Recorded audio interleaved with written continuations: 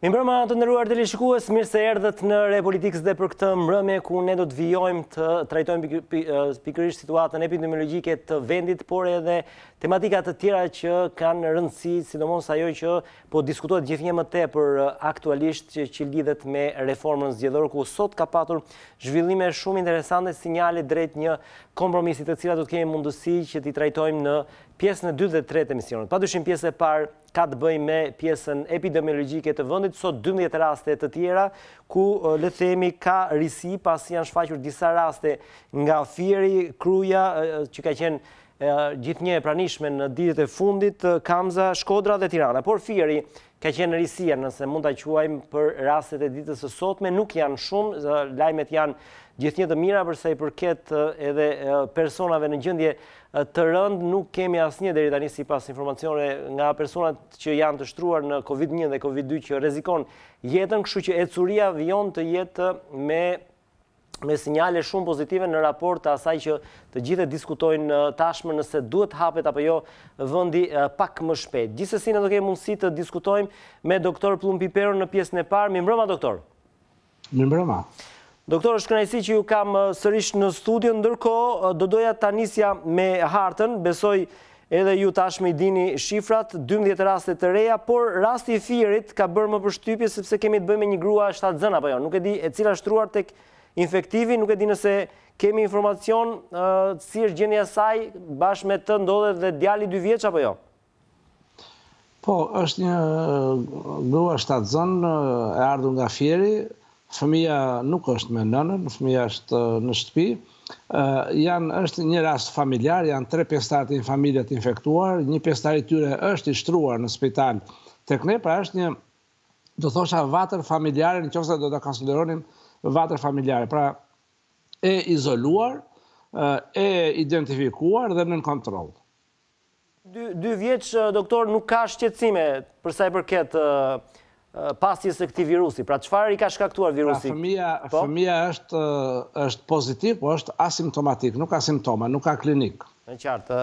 Infektimi i kësaj familje e dim nga ka ardhur apo nuk e kemi shumë të qartë? Nuk kam shumë të dhëna, po me sa di, po nuk jam i sigurt për këtë.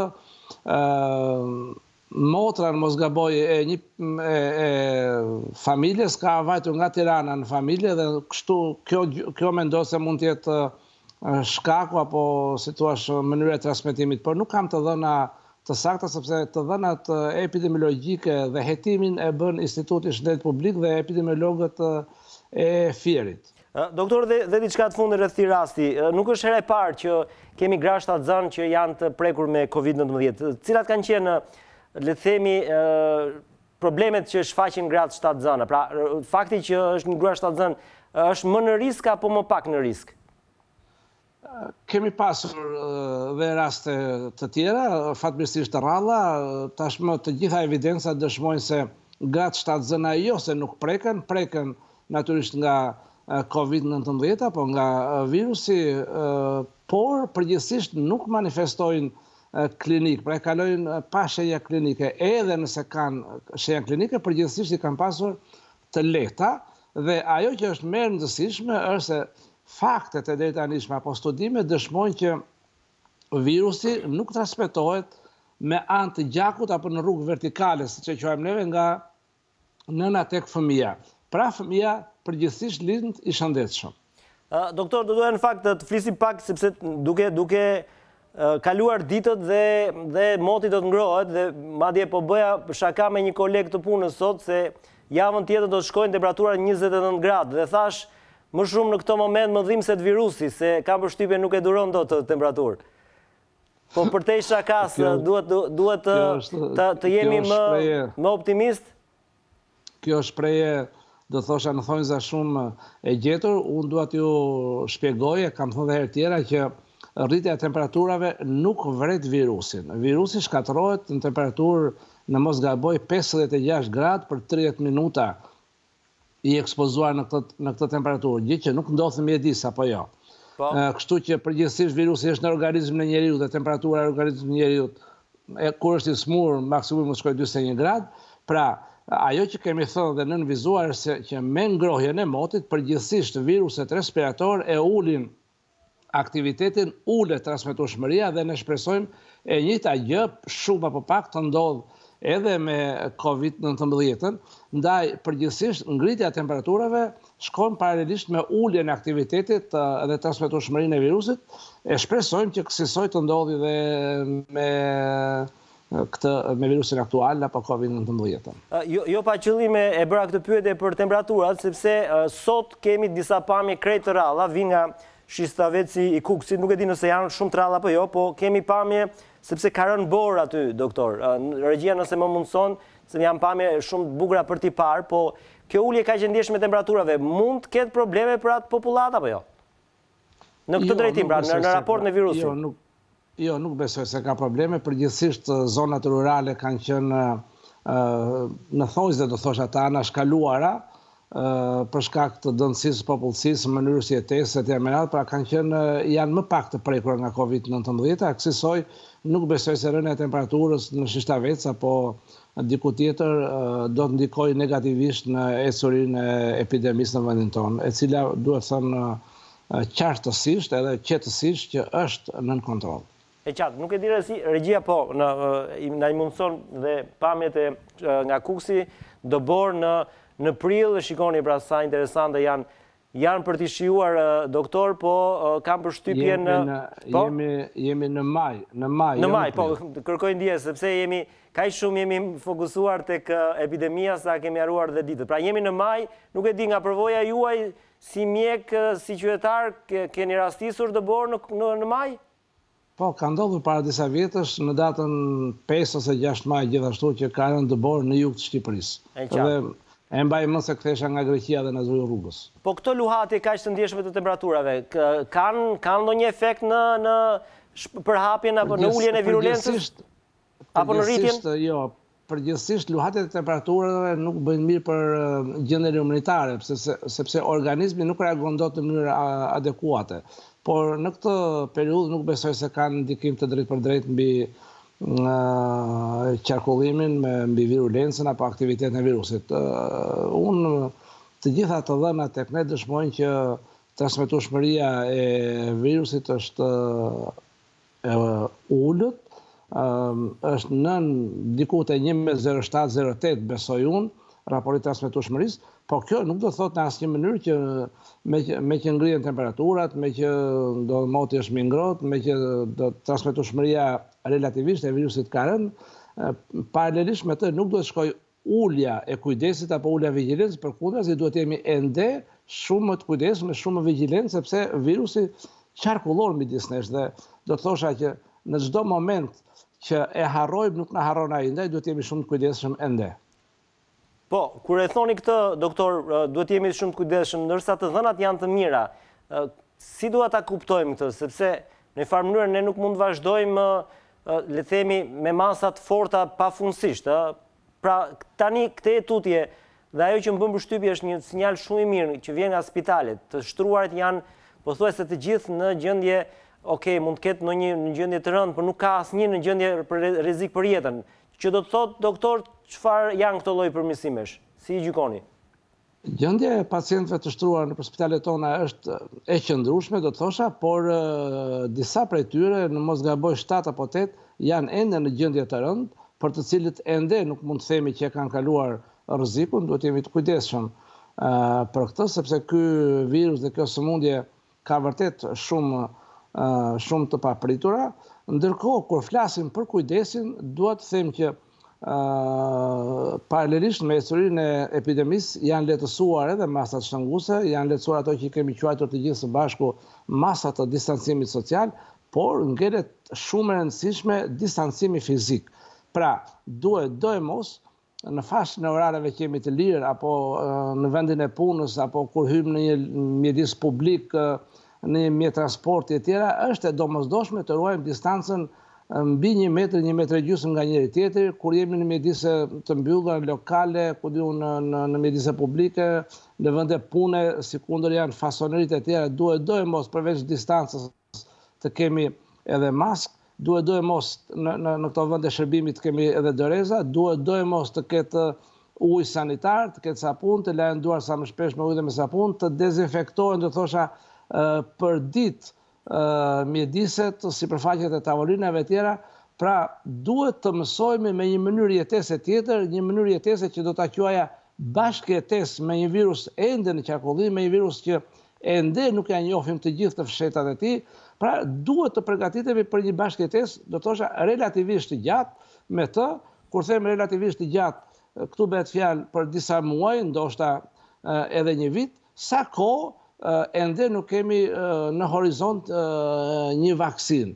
Dhe kësisojmë, do na duhet që për ende të vazhdojmë të kemi kujdes.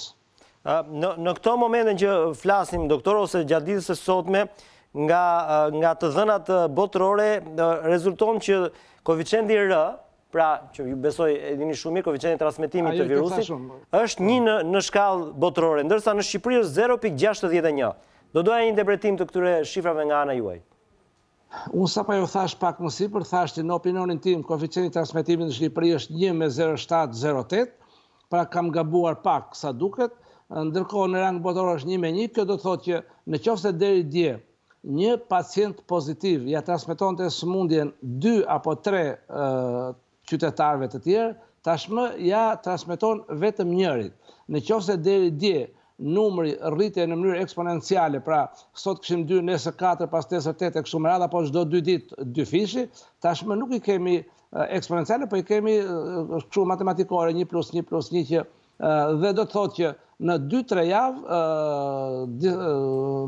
ndoshta edhe më pak, ndoshta edhe një javë më shumë, pritet që virusi të zhduket.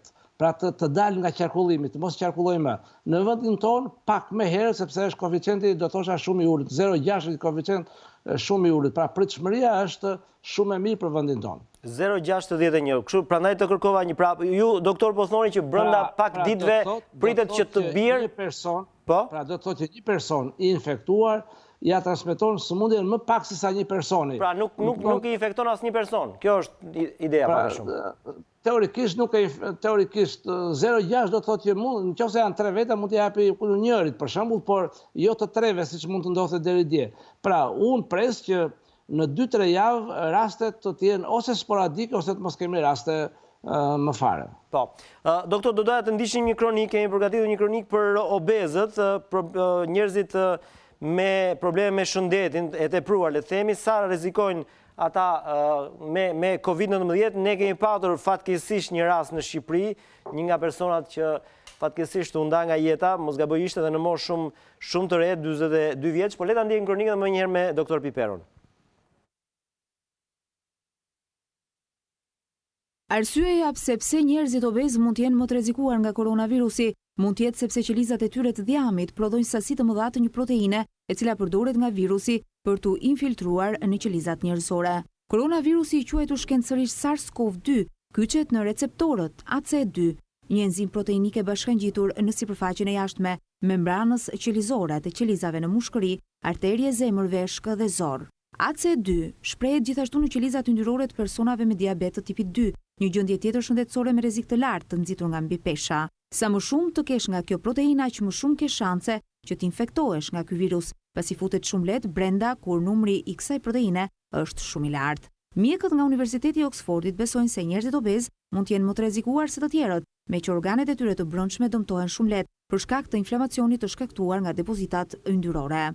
Disa studiues tani besojnë se ilaçet e diabetit mund të përdoren për të luftuar infeksionin dhe pranuan se humbja e peshës gjithashtu mund të ketë një përfitim, thot një shkrim në Daily Mail.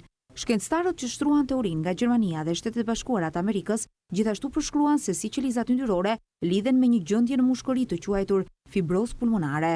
Provat nuk janë konkrete, por të dhënat nga pacientët e shtruar në spital sugjerojnë se personat obez kanë më shumë të ngjarë të vdesin se sa ata që janë të dobët nga COVID-19. Rreth 3 në 10 persona të rritur në Angli janë klinikisht obez, një indeks i masës trupore mbi të 30-tat. Kjo shkallë është ndër më të lartat në botën perëndimore. Sipas të dhënave nga spitalet, 75% e pacientëve COVID-19 në kujdes intensiv janë mbi peshë, krahasuar me 65% të popullatës së përgjithshme. Prania e fibrozës pulmonare ka të ngjarë të ndikojë në ashpërsinë klinike të COVID-19, thanë shkencëtarët. Studiuesit në Universitetin e Liverpoolit pas analizimit të 17.000 pranimeve të COVID-19 zbuluan se niveli i vdekjeve ishte 37% më i lartë në mesin e pacientëve obez, më shumë se sa sëmundjet e zemrës, 31%. Kjo pra ishte kronika rreth rrezikut që kanë ose me të cilën përballen njerëzit obez ndaj këtij virusi. Doktor, fatmirësisht Shqipëria nuk futet në ato vende që ka shumë popullsi obeze. Megjithatë, duhet një lloj apeli apo jo? Natyrisht neve kemi thënë që në hapat e para, apo që në ditë e parë të kësaj sëmundje, apo të prezencës së SARS-CoV-2 në vendin tonë, që personat obez hyjnë te grupi apo tek fasha e personave me rrezik më të lartë. Nuk e kemi ditur këtë arsye, ky është një konstatim apo një studim i ditëve të fundit. Për të thënë vërtetën, unë nuk e kam lexuar studimin.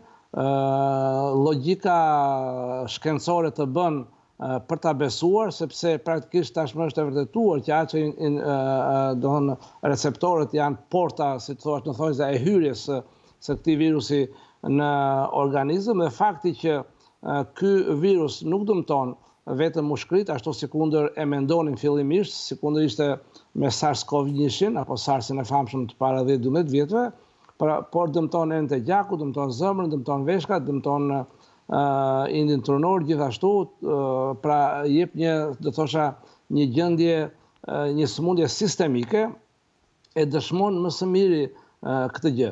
Me këtë rast do të thosha që, sikundër kemi thënë që në fillim, në rast se personat me peshë trupore normale apo jo obez duhet të kenë njëherë kujdes, për personat obez natyrisht që kujdesi duhet jetë i disafisht.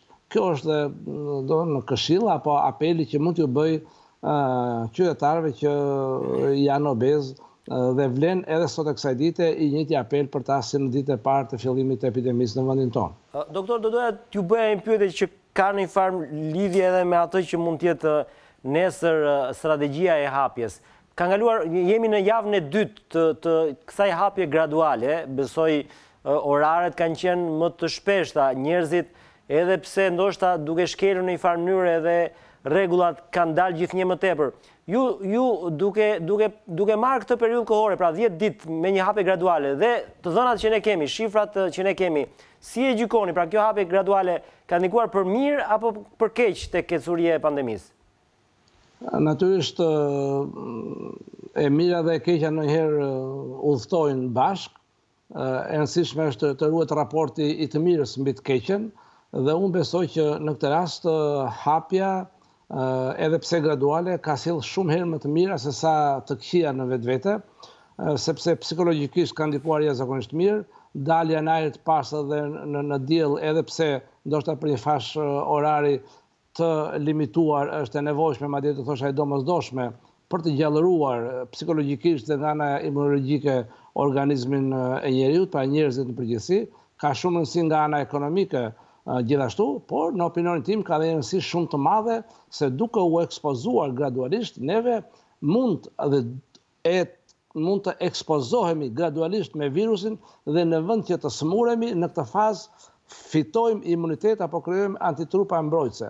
Lajmet që vinë për faktin e do thosha konstatimit apo vërtetimit të antitrupave neutralizues human për këtë virus, dhe fakti tjetër, një studim do thosha mbreslënës, i cili dëshmoi se në 285 pacient, të cilët ishin të smur apo janë të smur me COVID-2, në ditën e 19 të 285 pacientët kishin krijuar antitrupa mbrojtës, atë që ne quajmë IgG, dhe fakti që midis tyre ose ato janë dhe antitrupa neutralizues, pra tashmë kemi dhe antitrupa human neutralizues për COVID, madje do thosha për koronaviruset, përgjithësi edhe për SARS-CoV-1 dhe për SARS-CoV-2, është një dëshmi tjetër e cila na mbush me optimizëm, na bën optimist që ekspozimi gradual jo vetëm nuk duhet ndaluar, përkundër duhet stimuluar, do thosha masat lehtësuese duhet të vazhdojnë në mënyrë që edhe pse ekspozohemi të mund të krijojmë imunitet, dhe imunitet do thosha natyral dhe të qëndrueshëm. Kjo Në asnjë mënyrë nuk do të thotë që të ulim kujdesin, këtë nuk dua ta them, e mira është ta ruajmë ato distancimin fizik dhe ato gjëra ato këshilla që thash pak më sipër, por të mos trembemi nga ekspozimi në këtë fazë të ecurisë së epidemisë në vendin tonë. Po, megjithatë, doktor, për sa i përket le të themi hapave të tjerë, në datën 18 mos gaboj është parashikuar që të hapen lokalet, baret, restorantet deri në orën 17:30. Që do thot në një farë mënyrë, pas 18 janarit, pothuajse do ta kemi le të themi mposhtur virusin, si e gjykoni, se nga kryeministri kemi dëgjuar që baret, restorantet, lokalet do jenë të fundit që do hapen. Në një farë mënyrë, nëse arrim në këtë fazë, do thotë që pjesa më e keqe ka kaluar? Edhe unë e kam dëgjuar dhe kam natyrisht absolutisht e miratoj, do thosha, vendimin e qeverisë për vazhdimin e lehtësimit masa, hapjen e lokaleve, pse jo? Natyrisht besoj që do ketë protokolle të veçanta të cilat duhen respektuar edhe zbatuar, por e thash që në fillim, lehtësimi i masave nuk do të thotë që virusi është dukur. Virusi ende vazhdon të qarkullojë dhe në bazë të parimeve epidemiologjike duhet që së paku 4 javë apo 1 muaj nga rasti i fundit i konstatuar të mos kemi raste të reja më pozitive të konstatuara. Kur them raste të reja pozitive, flas në radhë parë për raste me klinik, në mënyrë që neve të quhemi free apo të çliruar nga virusi. Ndaj, kjo periudhë kohore duhet do e mos të shoqërohet me protokolle apo me masa të tjera, do thosha, të kujdesit në radhë të parë për distancimin fizik. Ne para 2 javësh kemi bërë një lidhje bashkë, doktor, kemi folur në atë periudhë për nisjen e testeve të serologjisë. Nuk e di, kemi ndonjë rezultat deri tani? Po, ka filluar ekzaminime serologjike në qendër spitalore universitare në Tereza. Janë marrë numri i parë apo mostrat e para, qoftë nga personel shëndetësor, qoftë nga pacientë të shtruar në spital apo të dalë nga spitali. Besoj që brenda kësaj jave mbushet ai plotësohet, se janë studime të cilat duan një numër të caktuar rastesh për të arritur në konkluzione të besueshme statistikisht, dhe unë besoj që këtë javë duhet të dalin rezultatet. Duhet të kemi në konsiderat 2 gjëra që dua të ritheksoj, ndoshta edhe për të hequr në hije dyshimi apo për të pasur një sqarim të thosha më të gjerë. Ka 2 momente të rëndësishme kur marrim iniciativën për të bërë ekzaminime serologjike. Në rast se këto ekzaminime i bëjmë për të ndjekur ecurinë e pacientëve dhe personave të ekspozuar, apo më shumë të ekspozuar se është personeli shëndetësor, duhet do e mos që në rast e pacientëve të kemi përpara të bërë tamponin dhe të konfirmuar me PCR, për personelin shëndetësor është pak më ndryshe. Për të parë në vazhdimësi si është ecuria e antitrupave. Dhe kur bëjmë një studim seroprevalence, gjithnjë serologjik natyrisht, këto ka një metodologji tjetër e cila e përjashton mundësinë e ekzaminimit paraprak me tampon, ti mund të marrësh një grup kontrolli për ta pasur, për të vërtetuar, për të bërë krahasime, por pjesa më e madhe janë mostra të përzgjedhura në mënyrë përfaqësuese dhe këtu të shikon se do nxjerr konkluzion se sa përqind e popullsisë ka rënë në kontakt me virusin dhe sa ka krijuar antitrupa dhe më vonë në fazën e dytë këto antitrupa sa kanë krijuar imunitet. Por zhvillohen në kohë të ndryshme. Seroprevalenca për shembull nuk mund të zhvillohet tani. Do një kohë të dytë duhet të kalojnë të paktën ja 3 muaj, besoj nga fillimi i epidemisë, që të ketë vlerë. Ndërkohë që të sëmurët e konfirmuar dhe personeli shëndetësor që janë më të ekspozuar, vlen të bëhet edhe tani. Besoj që nga fundi kësaj jave duhet të dalin rezultatet e para, të shikojmë si do të jetë rezultati i tyre. Doktor, do doja besoj edhe ju jeni njohur, OBSH-ja tani po rekomandon për gjitha vendet një lloj hetimi që daton përpara se zyrtarisht COVID-19 të cilësoj si një pandemi botërore. Pra, një hetim epidemiologjik, nëse mund ta quajmë të tillë, për muajt dhjetor, janar pra dhjetorin e kaluar, janarin e kaluar, sepse dyshimet edhe nga rasti francez janë se ky virus mund të ketë qarkulluar edhe në këto 2 muaj, madje edhe në Europë. Nuk e di, a mund të bëhet një gjë e tillë në Shqipëri dhe çfarë do të sillte ky lloj studimi?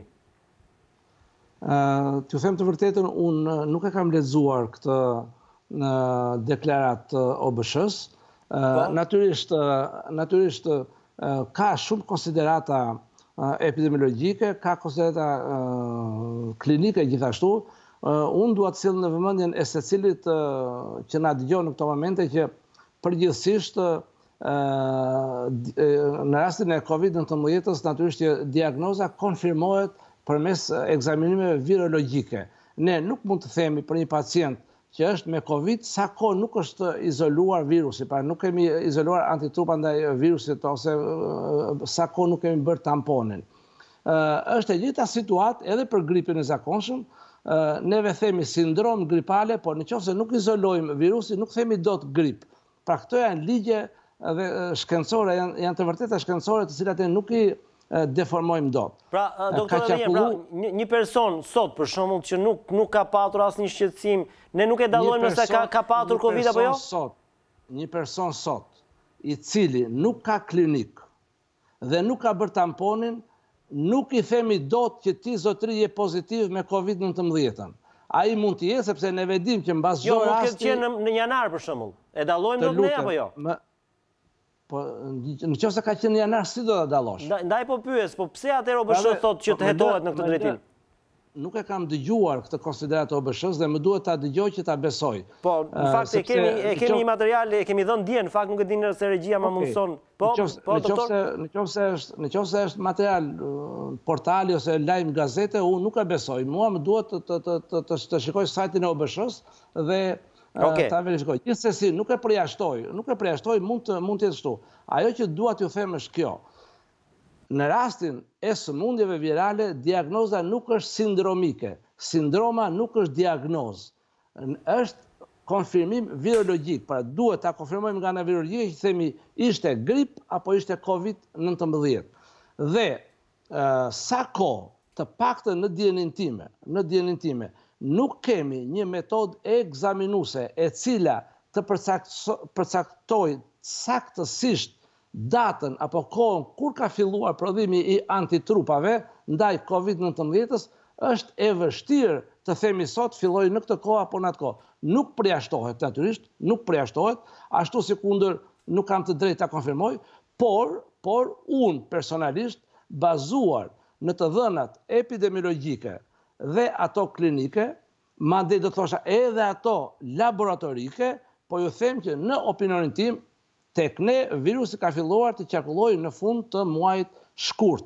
Gjithsesi, ky është është një hipotezë apo një problem që mund të ngelet i hapur dhe duhet të diskutohet bazuar në evidencë dhe bazuar në të vërteta shkencore gjatë apo mbas kësaj epidemie. Nëse do më pyesnit mua, do të thosha ka kohë për ta diskutuar dhe për ta vërtetuar ose për ta hedhur poshtë dhe për të mësuar prej saj në mënyrë që vitin tjetër apo më tej të nxjerrim mësime. Sa kohë nuk ka qenë i vërtetuar që ka qarkulluar, nuk themi dot. Ajo që di t'ju them unë është se ky virus ka ende 2 paqartësi të mëdha. Së pari, rezervuari natyror i diskutueshëm. Dhe së dyti, aftësia e shpejt që fitoi për të kaluar nga një person tek tjetri. Përgjithsisht, viruset që të kalojnë apo të fitojnë aftësi për të kaluar nga një person tek tjetri, flas midis njerëzve, duhet do e mos të kalojë një periudhë tranzicioni apo përshtatje në një kafsh, në një shpend, në një kujtun tjetër, apo ndoshta edhe tek njeriu. Dhe kësaj nuk përjashtohet. Por unë personalisht, po të më pyesni mua, unë them që kjo është një diagnozë konfirmim virologjik, sa kohë nuk kemi një konfirmim virologjik, nuk mund të vëmë dot diagnozën COVID-19, dhe sa kohë nuk kemi një studim seroprevalence, ende nuk flasim dot, nuk themi dot gjëra sakta. Nëse nesër del një metodë egzaminuese e cila thot antitrupat ndaj COVID-19 te filan person kanë filluar të prodhohen në filan kohë, unë tërhiqem. Por dua të sjell në vëmendjen e të gjitha ato që na dëgjojnë që ndryshe nga shumë viruse të tjerë, ky virus nxit prodhimin e antikorpeve IgM nga dita e dytë dhe arrin në ditën e 7 apo të 9 nivel të detektueshëm dhe fillon prodhimin e antikorpeve IgG nga dita e 7 dhe arrin bën detektueshëm nga dita e 10, ndërkohë nga dita e 14-15 janë me nivele optimale. Pra, nëse unë e izoloj antikorpin ndaj antikovidit sot tek pëllumbi, mundësia për të në kontakt pëllumbi me virusin ka qenë 2 javë përpara. Ai sa përkon me periudhën e inkubacionit. Në qoftë se shkencëtarët dalin nesër me hipotezën apo vërtetojnë që ky virus ka periudhë inkubacioni 4 muaj, unë tërhiqem. E qartë. Doktor, vetëm një pyetje më shumë, një opinion tuaj personal, se ka debat madh edhe brenda shteteve superfuqive botërore nëse kemi të bëjmë me virus natyror apo virus të dalë nga laboratori. Sot e keni një ide, një opinion personal, apo i mbeteni që është një virus natyror? Në televizionin tuaj, Denis, për herë të parë kam hedhur hipotezën herët fare, ndoshta jam i vetmi, që nisur nga ajo që thash pak më lart, mungesa e një rezervuari natyror. Atëherë dinim shumë pak. Dhe aftësia për të kaluar shpejt nga njeriu tek njeriu, kam hedhur hipotezën që mund të jetë një virus i dalë nga laboratori. Ju e dini që shumë vende të botës, sidomos vendet e mëdha, kanë laborator virusologjik të mrekullueshëm, do thosha shumë të sofistikuar. Kina ka gjithashtu, shtetet tjera kanë gjithashtu, ku koronaviruset studiohen prej 10 vjetësh. Pra, kam thënë që mund të ketë dalë rastësisht përmes punojësve, përmes një punojësi i cili është infektuar. Por, me kalimin e kohës, këtë hipotezë që kam hedhur fillimisht, personalisht vetë nuk e besoj më dhe jam i bindur që virusi ka ardhur në rrugë natyrale nga rezervuar natyror, që mund të jetë një lakuitate, mund të jetë mace e egër, mund të jetë pangolina e famshme, që thonë mund të jetë një rezervuar tjetër, dhe ka kaluar tek njeriu gradualisht, e gradualisht fitoi dhe aftësi për të kaluar nga njeriu tek njeriu. Pra, unë personalisht sot nuk e besoj më. Edhe pse kam qenë i pari që kam hedhur këtë hipotezë, nisur në ato indikator shumë të rëndësishëm epidemiologjik që u thash pak më parë. E qartë. Doktor, të falenderoj për këto informacione, do mbetemi në kontakt sepse duam dhe pak ta kalojmë, po besoj pjesën më të keqe që kemi kaluar. Unë besoj që neve jemi... Keni qenë gjithë një optimist dhe kjo na ka bërë mirë. Kështu që duhet ende kujdes, por jemi në rrugë të mbarë. Faleminderit, të uroj natë mirë, doktor. Natë mirë dhe juve. Shkojmë në publicitet dhe me njëherë do të kthehemi në studio për të folur edhe për politikë. Sot ka patur zhvillime të rëndësishme për sa i përket reformës zgjedhore. Pas pak me Rudina Hajdarin, bashkëkryetare e Komisionit për Reformën Zgjedhore.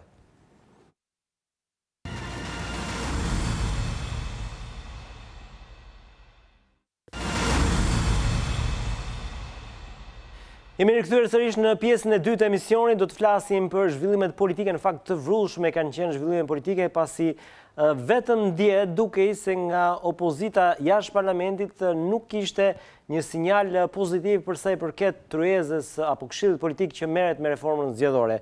Por sot, pas një apelit të kreut delegacionit Bashkimit Evropian në Tiranë Sorekës, duket që ka një reflektim të menjëhershëm të opozitës, kryesisht PD-s dhe LSI-s. Nga ana tjetër, sot është mbledhur komisioni parlamentar ku bashkëkryetare e këtij komisioni është zonja Rudina Hajdari, me të cilën unë do të zhvilloj një bisedë në Skype. Mirëmbrëma, zonja Hajdari. Mirëmbrëma ju. Mirëmbrëma, kënaqësi që ju kam në Repolitix. Besoj i keni ndjekur një letër, madje ka ardhur edhe për juve sot dhe do doja nga regjia ta kishim në ekran kërkesën e PD-s LSI-s që i kërkonte zoti Gjiknuri dhe zonja Hajdari për të mbledhur këshillin politik, apo jo, zonja Hajdari, jeni njohur me këtë letër. Nuk e di nëse kam në ekran, ju lutem regjis.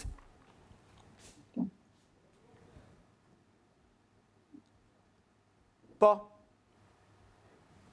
Ja, kjo është letra, zonja Hajdari, kërkojmë nga ana juaj letra mban firmën e zotit Bylyk Bashit dhe zotit Petrit Vasili. Konfirmimi për të zhvilluar mbledhjen vijuese të grupit punës së Këshillit Politik ditën e diel, datë 10/5/2020 ora 11, apo ditën e hënë datë 11/5 ora 10 me këtë rendite. Riskedulimin e kalendarit të punës së Këshillit Politik duke synuar për mbylljen e punës brenda datës 31 maj 2020. Vlerësimin e përfaqësuesve edhe njerë, ju lutem, të kërkesat, pra letra është dërguar pikërisht në adresë të zonjës Hajdari dhe zotit Gjiknuri, ndërsa kërkesat janë këto: riskedulimin e kalendarit të punës duke synuar për mbylljen e punës brenda 31 majit, vlerësimin e përfaqësuesve të mazhorancës mbi propozimet e deritanishme të opozitës së bërë në mbledhjet pararëse të Këshillit Politik, çështje të tjera të propozuara nga anëtarët e tjerë të Këshillit Politik.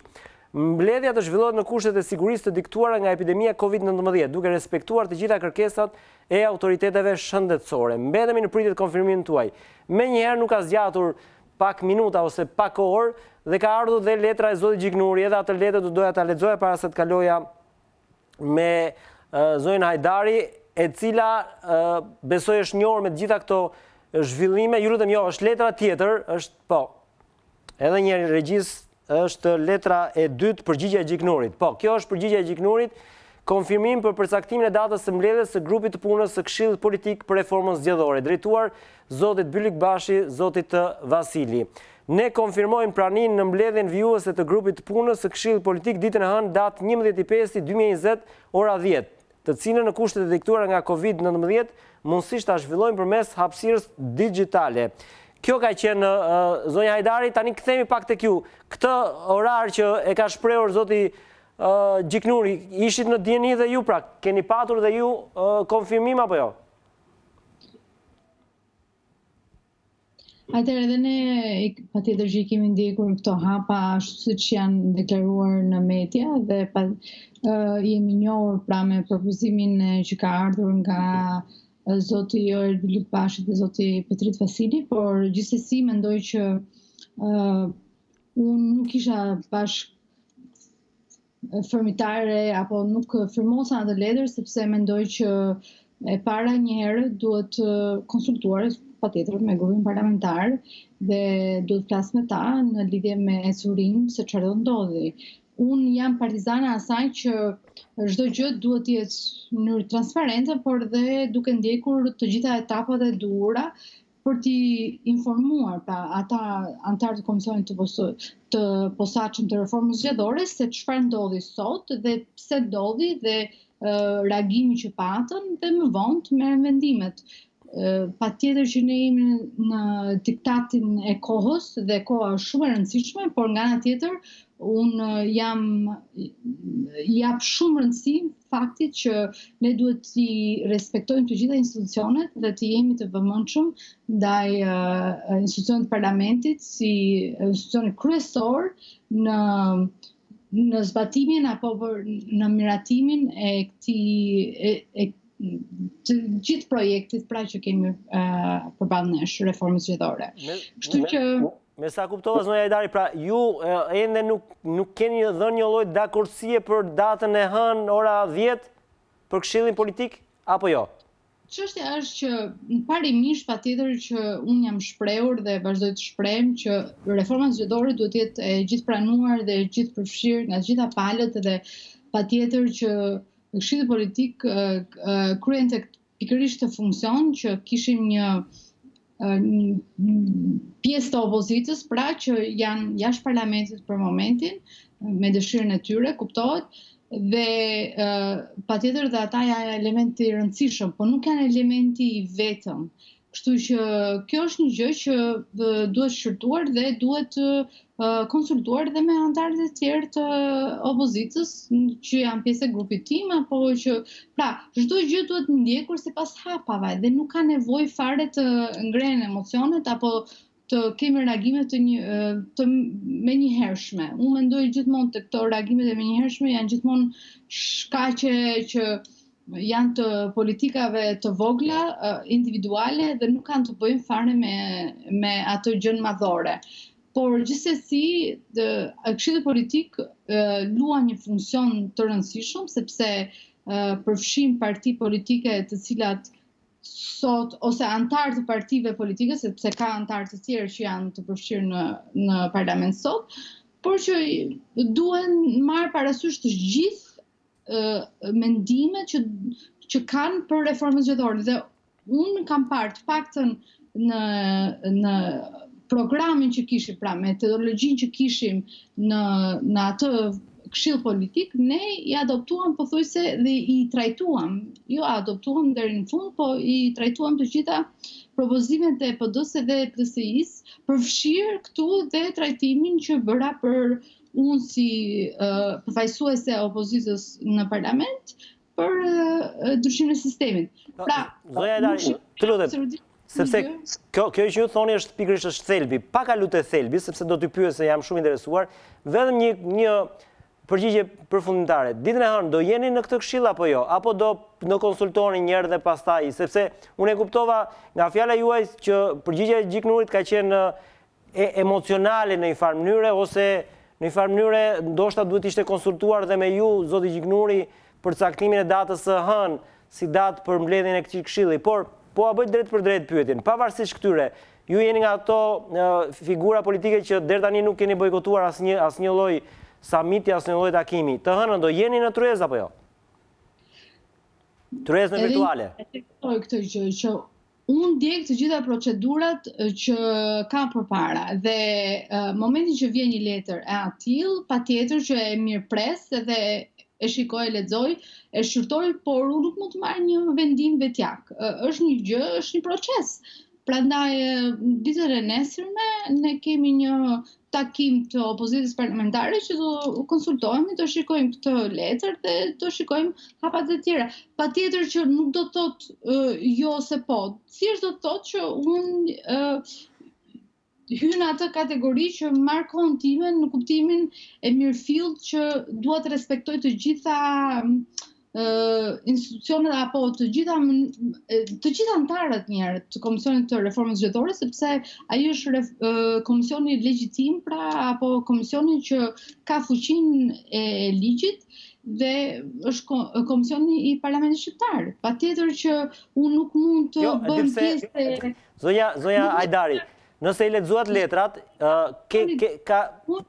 unë jam njeri shumë konsistent në atë që them dhe jam gjithmonë dhe sot e theksova në fjalën time gjatë takimit që Komisioni i Reformës Zgjedhore ka një funksion të posaçëm sepse ka atë funksion që i jepet fuqia e ligjit, pra është një komision i Parlamentit Shqiptar. Prandaj, këshilli politik nuk e ka këtë funksion, pavarësisht që vullneti politik duhet të jetë i gjithë përfshirë. Pra, ne duhet të kemi vullnetin të gjithëve në mënyrë që të kemi një reformë zgjedhore të gjithë pranuar. Por nuk do të thotë në fund të ditës, nëse do firmosësh në fund që këshilli politik ka një funksion legjitim, nuk e ka. Por ajo që është e rëndësishme është që ne të konsultojmë, të marrim gjitha ato pra kërkesa në kushtet që jemi sot, që nuk janë kushte ideale, pra nëse jemi në kushtet e sotshme, e dim shumë mirë që ka ndodhur prej një viti më parë, që nuk janë, për shumë prej tyre nuk janë sot në parlament, por gjithsesi nuk është kjo çështja. Çështja është që ne po i akomodojmë të gjitha kërkesat që po vinë jashtë opozitës parlamentare dhe kjo vjen fal tolerimit jo për ta, por çështjen themeltare që është demokracia në Shqipëri, që duhet përmirësuar. Kjo është çështja kryesore, shqetësimi kryesor, që ne të kemi zgjedhje të mirëfillta, që të pranohen nga të gjithë dhe të kemi zgjedhje që i meritojnë pra qytetarët sot. Kjo është Po, megjithatë, Zoja Hajdari, se prandaj jo pa qëllim e nica me këto dy letra, sepse letra që vinte nga opozita jashtë parlamentit dukej korekte në mënyrën e adresimit. Pra kishte Bylyk Bashin dhe Vasilin, paka shumë përfaqësuesit e dy grupeve që janë jashtë parlamentit. Ndërkohë, zoti Gjiknuri përgjigjet duke thënë ne konfirmojmë. Pra në një farë mënyre pranin në mbledhjen e grupit të këshillit politik. Duket sikur ka folur edhe për ty, zoti Gjiknuri. Besoj se ju... Pra, ju jeni marrë vesh me të? Ju lutem, zoti Minga, ju mund të jepni përgjigje kësaj pyetje, duke e kuptuar shumë mirë që ai nuk është pjesë e opozitës parlamentare, kështu që nuk është ne. Prandaj duhet kuptoni këtë gjë shumë qartë që flet për mazhorancën. Patjetër, e them edhe një herë, ne nuk do të thotë, nuk kemi ne, më vjen keq, në parlament janë të ndara ndasit, pra kemi një mazhorancë dhe kemi opozitën. Flas për atë opozitë që vërtet lufton dhe që vazhdon të luftojë dhe unë jam pjesë e kësaj dhe jam krenare që jam në krye të saj dhe vazhdoj dhe e përfaqësoj ashtu siç mundem unë, por nuk e lëshoj këtë betej. Jeni shumë korrekte. Pra, zora Hajdari, ju do t'i përgjigjeni nesër kërkesës së Bylykbashit dhe Vasilit, pas konsultimit me pjesëtarët e tjerë të opozitës. Patjetër që besoj se përgjigja do jetë pozitive, nuk mund ta paragjykoj dot, por që unë do kryej gjithë procesin dhe do merrem me të gjithë anëtarët e komisionit, po ashtu dhe me grupin tim demokrat dhe me të gjithë pjesën opozitare të parlamentit dhe patjetër që do shikojmë hapat, por që do doja në fakt që mos kishim këtë ngërç, se kur ju një ngërç pa dashur kishte një ngërç, se s'kishte nevojë, nuk e kishim nevojë që ta kishim këtë ngërç, por që siç e ka çdo gjë, ndoshta një reflektim duhet pa kohë që të reflektojmë, por që reforma zgjedhore, ajo që është e rëndësishme është që reforma zgjedhore është pjesë e një procesi tepër të kërkuar, jo vetëm nga interesi jon kombëtar si shqiptar që duam ta ndryshojmë që të kemi zgjedhje të mira, të cilësore, por tani është bërë dhe kërkesë e aspektit ndërkombëtar që duan që ne ta kryejmë këtë proces në mënyrë që t'i adoptojmë ato rekomandimet e OSBE-ut, por nga tjetër mendoj që duke e bërë në mënyrë rigoroze atë që duhet t'i shpërblejmë qytetarët shqiptar sot, është që ne ta ndryshojmë edhe atë dëshirë të madhe që është ndryshimi i sistemit.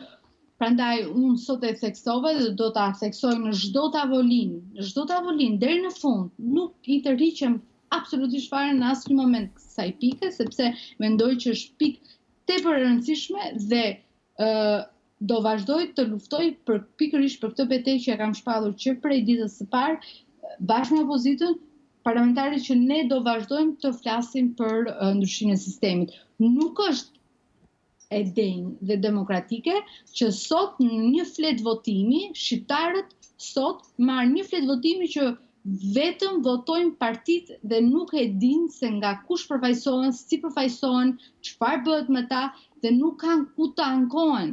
Zonja Hajdari, të lutem, se më pëlqeu sensi juaj i qenurit sa më shumë institucional dhe realisht institucional je në atë komision, sepse ai komision fundit do votoj më tepër se sa këshilli. Këtu keni krejtësisht të drejtë, pavarësisht politikës sonë.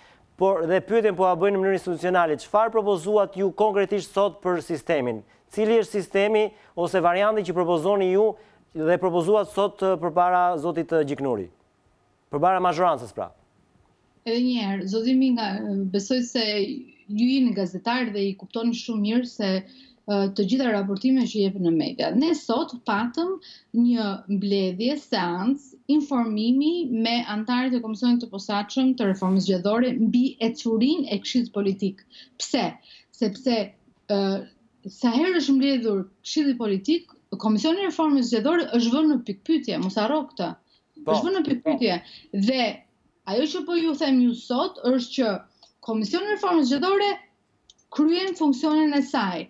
Ka një mandat të shtyr deri në fund të qershorit, patjetër që Këshilli Politik ka një funksion tjetër, i cili është që të përfshijë të gjitha mendimet dhe të jetë procesi sa më transparent, sa më gjithë përfshirës, që ne në fund fare, kur të miratojmë një reformë zgjedhore, mos të kemi më pikpyetje, sepse e kemi kaluar këtë proces. Kemi 30 vite që ne kontestojmë pikërisht rezultatet e zgjedhjeve dhe më në fund uroj edhe në këto kondita që kemi sot, që janë fare të pa si thua, të papranueshme në kuptimin edhe që nuk mund të takohemi dot fizikisht, por edhe nga ana tjetër që kemi një opozitë jashtë parlamentit e tjerë. Pra, kemi një situatë jo ideale. Dhe çfarë duhet bëjmë në kushtet e sotshme? Atë që na e kërkojnë sot shqiptarët, që ne të marrim një reformë zgjedhore e cila mund të jetë e gjithë pranuar, që nesër pas nesër mos të jetë më një objekt i që luftohet vazhdimisht qoftë në parlament, qoftë jashtë parlamentit. Një sekond, të lutem, zonja Hajdari, se kur thoni e gjithë pranuar, unë e kam vështirë ta besoj se atë që ju keni propozuar, sistem me listat hapura, apo sistem më le themi, pra me listat hapura, Partia Socialiste, Partia Demokratike, po edhe deri diku dhe LSI nuk e kanë pranuar, pra pak a shumë ato kanë rënë dakord në një kompromis, qoftë të heshtur, qoftë pa heshtur, që të mos ketë ndryshim sistemi. Si do imponoheni ju edhe njëherë që të shkoni të ndryshimi sistemit apo të listat e hapura? Besoj se e gjithë kjo është një proces negocimi dhe ajo që duhet kemi ndërmend është fakti që nëse ne i qëndrojmë asaj që ne do zbatojmë kushtetutën, do respektojmë kushtetutën edhe në mënyrën si është sot, nëse ne biem dakord që demokracia në vend ka rënë, nëse ne biem dakord që përfaqësimi në parlament nuk është idenja, apo nuk është më demokratike ashtu siç ka qenë, apo shumë çështje të tjera, atëherë duhet biem dakord edhe me ndryshimin e sistemit. Pra, çdo gjë duhet të ketë një lloj konsekvence logjike, nuk mund të thjesht të marrim parasysh një kërkesë apo tjetrën. Pra, nëse do të kemi parime në këtë këshill politik dhe që duam vërtet ta përmirësojmë mënyrën se si procedohen sot zgjedhjet, atëherë pjesë e reformës zgjedhore duhet të jetë edhe ndryshimi i sistemit, sepse duhet të njohim sa realitete dhe realiteti i sotshëm është që me këtë sistem zgjedhor që kemi sot abuzohet në mënyrë të hapur në mënyrën se si vidhet vota dhe unë mendoj që ndryshimi i sistemit, jo vetëm unë, po ka shumë njerëz të tjerë plus shoqërisë civile dhe antarët e opozitës parlamentare që me ndryshimin e sistemit do eliminosh disa nga problemet e rekomandimeve të OSBE-ut. Pra, ndryshimi i sistemit i vjen pra në funksion të rekomandimeve të OSBE-ut. Nuk janë dy, si thua, proceset të veçanta. Jo, por nuk është pjesë e rekomandimeve. Ju mund ta interpretoni se mund të jetë në funksion të rekomandimeve, po në mënyrë të shkruar tekstualisht dhe e zeza në të bardhë nuk shkruhet fare që ose nuk kërkohet ndryshim sistemi nga ndërkombëtarët. Madje deri tani asnjë nga ndërkombëtarët nuk e thot hapur zonja Hajdari. Këtë që absolutisht e kuptoj atë që thoni, por du të kuptoni dhe shumë nga propozimet që vinë në tryezë nuk thonë në mënyrë të drejtë për drejtë që duhet të ketë policia një rol të shtuar, apo duhet të kompozohet administrata zgjedhore një mënyrë të posaçme siç e kërkon PD-ja apo opozita e bashkuar siç e titullojnë veten. Pra, asnjë gjë nuk është e imponuar. Ajo që duhet bim ne dakord është që ne ta ndryshojmë dhe ta përmirësojmë sistemin, ta bëjmë sa më të mirë dhe të pranueshëm për të gjithë palët. Dhe pala që unë përfaqësoj do këtë gjë. Atëherë, nëse unë kam dëshirë që kjo gjë të ndodhë, jo vetëm unë si opozitë parlamentare, po duke patur mbrapa shumë qytetarë shqiptarë, shumë zgjedhës që kanë firmosur 50.000 firma që duan një ndryshim sistemi, që çdo ditë që unë takoj qytetarë shqiptarë më thonë pikërisht këtë gjë, që pa ndryshim sistemi, ne jemi pikërisht prapë në këtë kurth që jemi sot. Pra, 2 palë, 3 palë, maksimumi luajnë me njëra tjetrën dhe absolutisht nuk çlirohet gjendja e tanishme. Pra, nëse ne duam një demokraci funksionale, duhet të ndryshojë sistemi. Zonja Hajdari, të lutem. Çdo ndërkombëtar. Jemi në kohën për të folur konkretisht. Aktualisht sistemi është proporcional, rajonal me lista mbyllura. Ju apo dhe pala që ju përfaqësoni, si e kërkon? Le të themi gjithë vendin me një zonë elektorale dhe listat hapura, ky është propozimi juaj apo ka tjetër? Po, ka patur 2 ose më saktë 3 propozime, po 2 kanë qenë më kryesorët. Proporcional, kombëtar me listat e hapura dhe proporcionaria rajonal prap me listat e hapura. Ajo që ka qenë e kontestueshme ka qenë fakti që ndryshimet kushtetuese ndoshta në këto situata që jemi sot, ndoshta është pak e vështirë. Pse? Sepse nuk kemi një gjykatë kushtetuese. Dhe ajo që kam propozuar unë është që minimumi i domethënë të marrësh në shqyrtim këto propozime dhe të jemi të drejtë, është që minimumi që të kemi lista të hapura, pa ndryshime kushtetuese, por ekspertët kanë patur në dorë gjatë kësaj periudhe për të na thënë nëse ndryshimet për hapjen e listave, në fakt ka nevojë për ndryshime kushtetuese. Të gjithë ekspertët ose njerëzit që unë kam qenë afër më kanë thënë që nuk është e nevojshme, mund të bëhet thjesht me një amendim të kodit zgjedhor. Por kjo është për të parë dhe duke qenë se nga 6 marsi dhe në vijim ne kemi pasur këtë situatën e Covidit, e kemi pasur të pamundur për të parë se cila ka qenë puna e ekspertëve dhe uroj që në ditën në vijim dhe nëse do ketë, pra do vazhdojmë të kemi këtë bisedim në lidhje me propozimin që kemi patur, atëherë unë patjetër që do ta ngrej këtë shqetësim dhe do vijoj petentime në këtë. Prandaj ju pyeta Zoja Hajdari për të rikthyer edhe një herë në vëmendje propozimet tuaja, sepse kjo periudha e Covidit na ka larguar pak tek çështja. Pra jeni shumë e qartë prap në propozimin për listat hapura. Dua t'ju bëj një pyetje, cili është qëndrimi deri tani i gjiknurit që përfaqëson mazhorancën në këtë pikë, sepse duket që mazhoranca herë flirton me juve dhe herë me opozitën jashtë parlamentit. Madje sot një nga përfaqësuesit e mazhorancës, zonja Spiro Pali, në një intervistë për Report TV tha, në rast se opozita jashtë parlamentit nuk është dakord, ne miratojmë me opozitën brenda parlamentit le themi reformën. Pra duket që luan me dy porta kjo mazhorancë. Në këtë pikë, si e keni ju, e keni parë qëndrimin e gjiknurit? Unë nuk mund të komentoj mbi këtë gjë, sepse ajo që është për mua e rëndësishme është qëndrimi jonë edhe patjetër që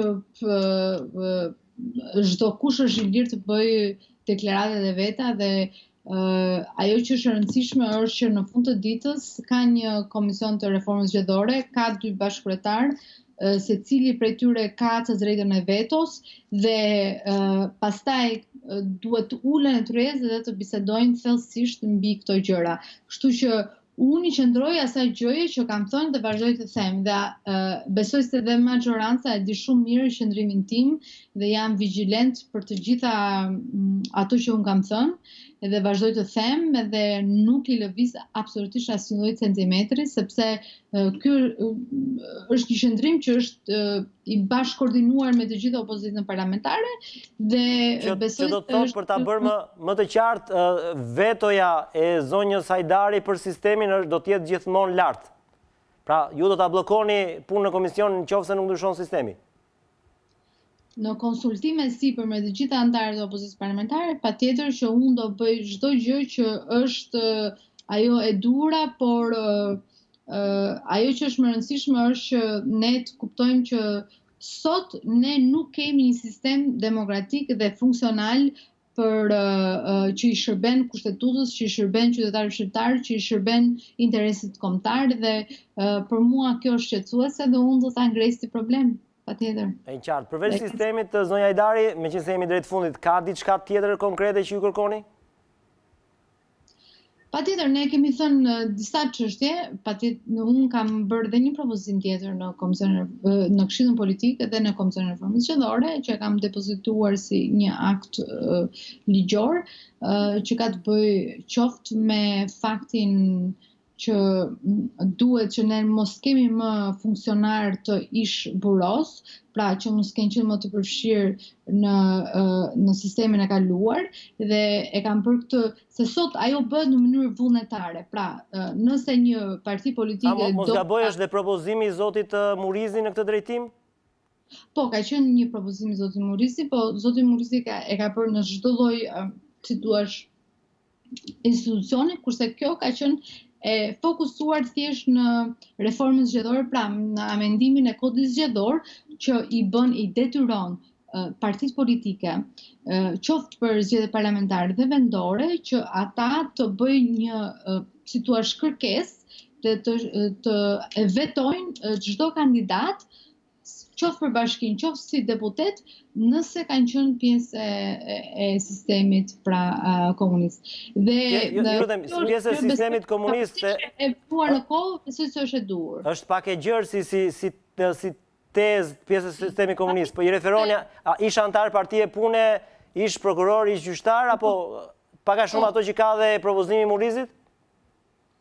Është pak më i detajuar, sepse për shembull për reformën zgjedhore kjo është shprehur dhe më përpara që në kodin zgjedhor duhet të ishte një gjë e tillë dhe kemi pasur një proces shumë të madh ligjor në lidhje me këtë temë dhe nuk jam bërë në mendimin këndvështrimin tim shumë gjëra në lidhje me këtë gjë dhe është goxha e vonuar, por që mund të ndodhë që sot e kësaj dite nëse një person do të kandidoj, pra si kryetar bashkie, si deputet, që ai person të tregoj pastërtinë e tij fizikisht që nuk ka patur lidhje, ta bëjnë në mënyrë vullnetare të thotë që unë nuk kam patur absolutisht asnjë lloj lidhje. Dhe qytetarët shqiptar nuk do të thotë që ti pengojnë që të kandidojnë nesër ose pas nesër, thjesht ata të jenë të informuar dhe pastaj është në dorën e gjithë secilit të votojë apo mos votoj për atë person, por ama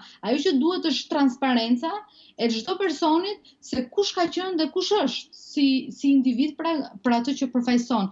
Edhe zoti Murrisi ka patur po të njëjtin propozim. Është më radikal, lutem, zoja Hajdari, është më radikal propozimi i Murrisit, se propozimi i Murrisit, le të themi, nuk i përjashton fare këta individ dhe unë kam bërë një bisedë me të dhe i thash pak a shumë në rast se do kaloj propozimi yt, zoti Berisha, zoti Xhafaj, zoti Brao, zoti Ruçi nuk duhet të jenë më deputet.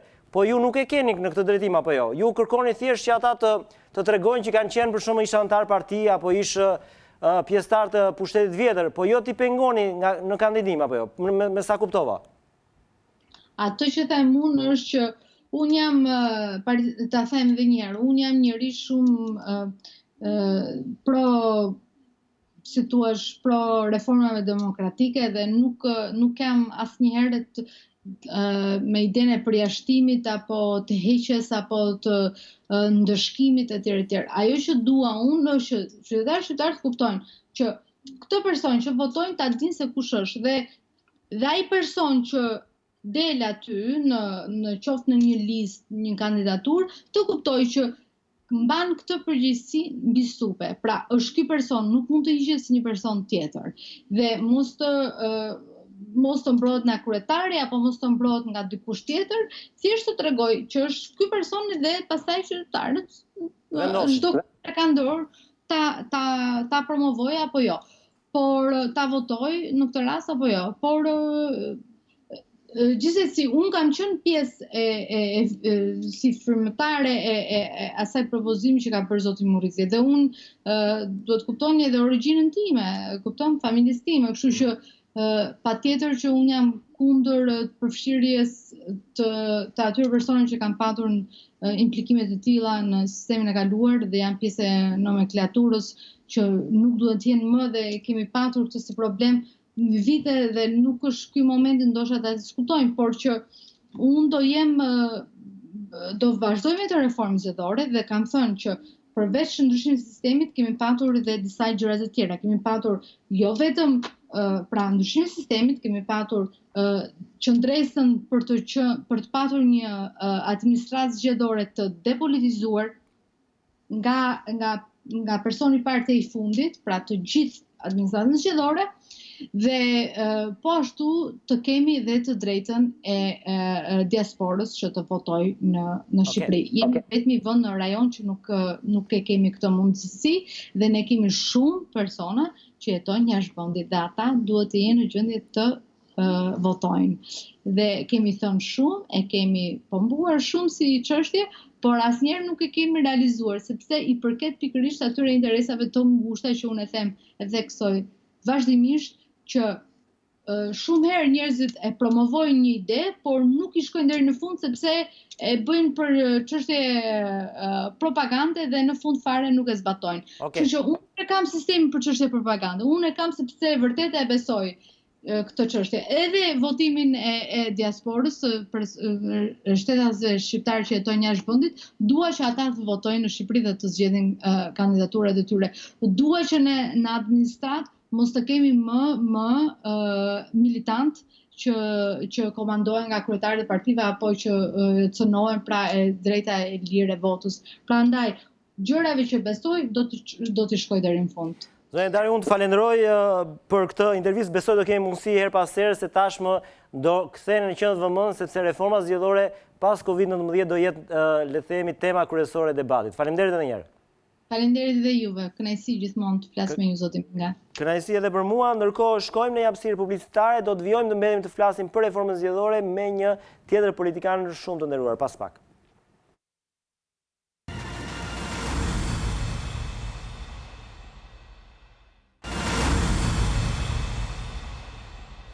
Jemi rikthyer sërish në transmetim të drejt për drejt, siç e thash, tema kryesore e politikës sot ka qenë reforma zgjedhore, një sinjal për kompromis të paktën për të mbledhur, pasi dje opozita u duk sikur nuk kishte më punë me këshillin politik, por sot menjëherë edhe pas një apeli të Bashkimit Evropian, menjëherë një kërkesë e përbashkët e zotit Vasili dhe zotit Oert Bylyk Bashi për të mbledhur të dielën apo të hënën është mirëpritur nga zoti Gjiknuri dhe është caktuar dita e Han.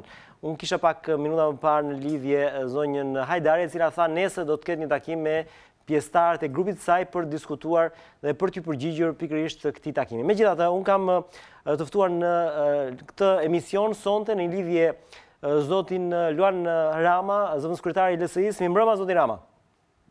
Mirëmbrëma dhe faleminderit.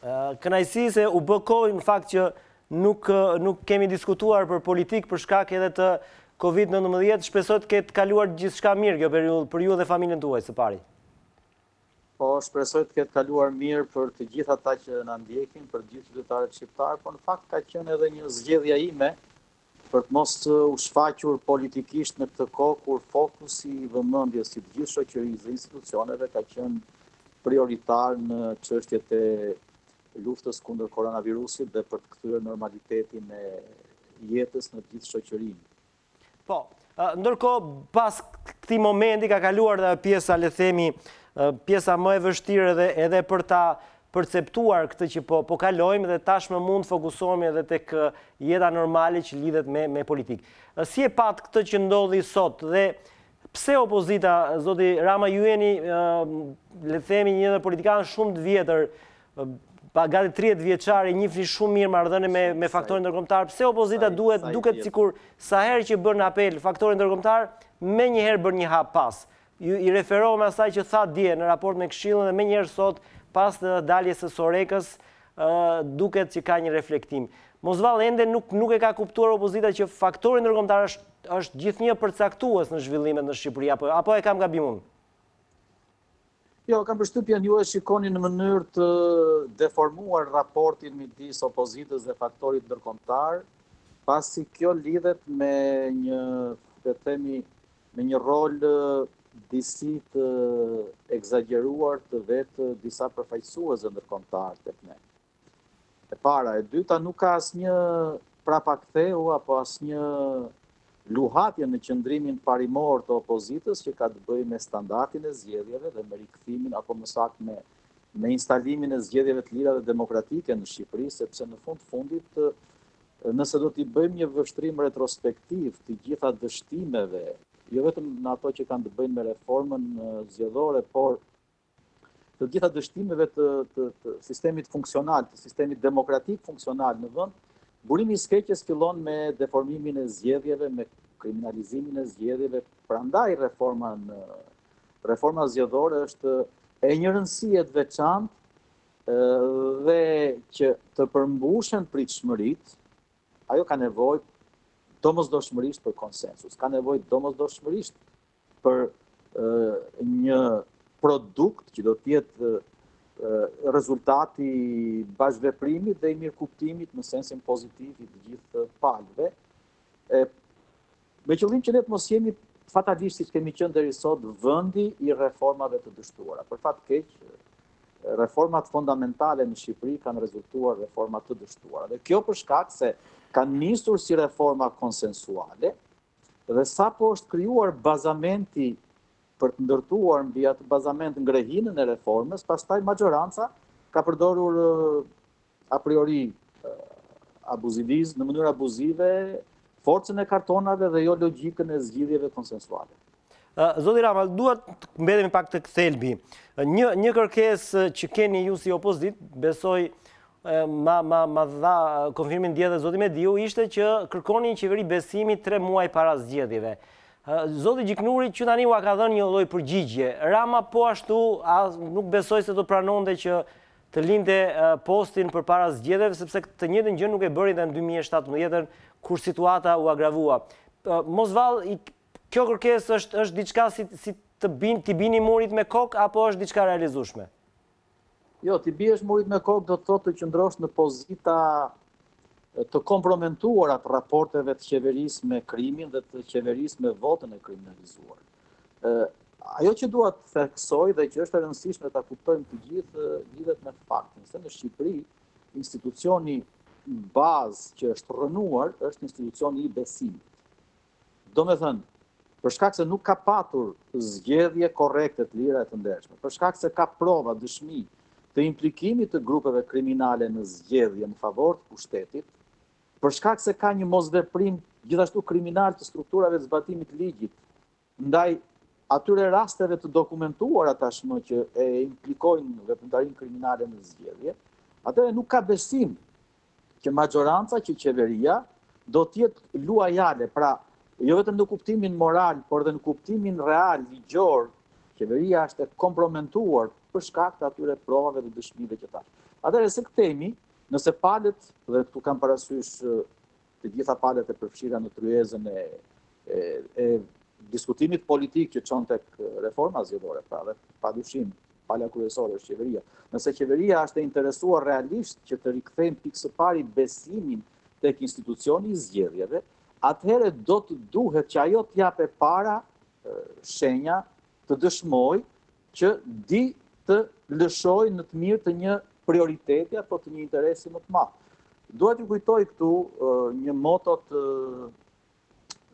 moto prioritare, një credo të Partisë Socialiste, kur unë kam qenë në kryesinë e asaj partie dhe kur kryetari i partisë ishte Fatos Nano, në periudhën kryesisht në vitet 2001-2002, kur motoja ishte të lëshojmë pushtet për të bërë shtet. Pra, nëse ne jemi të interesuar që ky vend të hyjë përfundimisht në normalitetin demokratik dhe të mos jetë ashtu siç konstaton në mënyrë të dhimbshme edhe Freedom House sot, standardet përkeqësuara të demokracisë në vend, mos funksionimit të parlamentit, të një drejtësie me probleme që vazhdon të shërbejë pushtetit etj. Etj.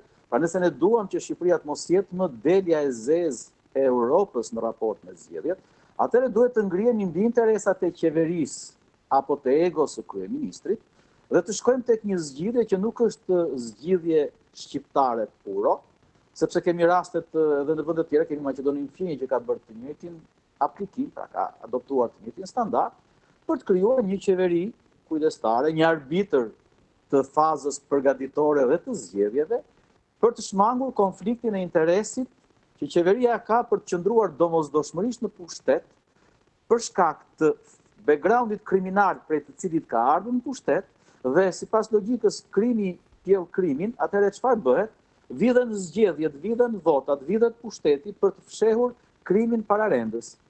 Dhe edhe moralisht pra qeveria vetë duhet të jetë më interesuar, nëse ajo realisht beson se ka mbështetjen e qytetarëve siç deklaron, çfarë problemi ka që të krijojmë një standard derisa Shqipëria të antarësohet në Bashkimin Evropian, për shembull, që të krijohet një praktik kushtetuese që 3-4 muaj përpara zgjedhjeve, qeveria, majoranca që është në pushtet bën një tërheqje, pra lëshon pushtetin për hir të shtetit, krijohet një qeveri kujdestare dhe e cila realizon zgjedhjet e barazlarguar nga palët derisa të rikthehet besimi i qytetarëve tek vota, është çështje besimi, nuk është çështje egoje pushteti. Zoti Rama, unë jam dakord se nuk ka asgjë të keqe, madje qendria po e bën, por ne kemi tashmë një përvojë ku zoti Rama nuk e ka pranuar në asnjë mënyrë këtë lloj, le të themi, këtë lloj mënyre, pra që ai të largohet sepse e provuam edhe në 2017-ën,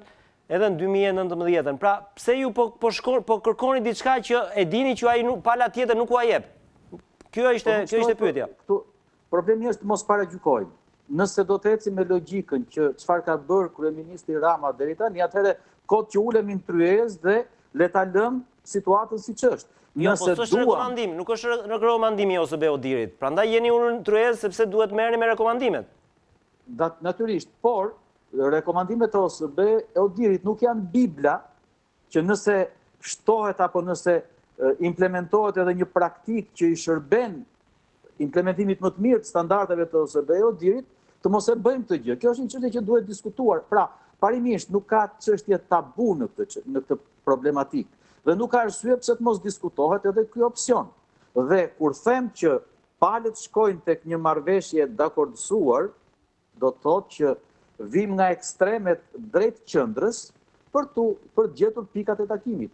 Por mbi të gjitha ka nevojë për të kuptuar majoranca domosdoshmërinë e rikthimit të besimit tek zgjedhjet. Pa zgjidhur këtë çështje, çdo hap i mëtejshëm do të jetë hap fals edhe do të jetë improduktiv. Nuk do të çojë tek ajo që presim të gjithë, që zgjedhjet në Shqipëri të jenë një institucion i demokracisë funksionale dhe i shprehjes së legitimitetit të qytetarëve.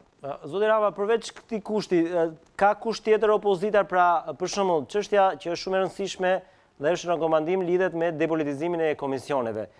LSI ka përshtypjen ka patur një qëndrim disi më ndryshe nga PD që gjithnjë ka kundërshtuar pra hapjen e lojës, pra heqjen e komisionerëve politik. Nuk e di LSI çfarë qëndrimi ka në këtë pikë. Kushtohet problemi se qëndrim ka LSI-ja konkretisht, sepse po ti referohemi qëndrimeve të LSI-s, ato kanë qenë gjithmonë shumë të avancuara në raport me faktorët e tjerë politik në vend, sepse që prej vitit 2008 kur u deformua kushtetuta dhe në tërë kohën më pas, LSI e shtyr nga vullneti, nga bindja që ata që duhet vendosin në zgjedhje janë qytetarët, ka propozuar gjithnjë hapa shumë më të avancuar deri tek sistemi, nëse doni ju. Por këtu nuk shtrohet problemi pra çfarë do apo çfarë kërkon LSI-ja. Këtu shtrohet problemi çfarë është më e rëndësishme për interesat e vendit. Çfarë është më e rëndësishme që Shqipëria të plotësojë kushtet e vëna nga Bashkimi Evropian pas rezolutës Parlamentit Gjerman për të bërë të mundur reformë zgjedhore që të garantoj zgjedhje të lira, reformë zgjedhore që të garantoj inkriminimin e tyre, që të garantoj pra të mos lejojmë më interferenca apo ndikim të grupeve kriminale në vullnetin e qytetarëve. Pa u garantuar kjo gjë, çdo hap tjetër nuk do të jetë i besueshëm, sepse na kthen prapë në pikën 0. Kështu që nga kjo pikpamje, ajo çfarë duhet bërë sot, duhet ishte bërë dje, duhet bërë sot, domosdoshmërisht nesër, është të ulen palët dhe të kuptojnë që nuk mund të ketë më zgjedhje që bëhen në mënyrë të kriminalizuar dhe që të bindemi për këtë.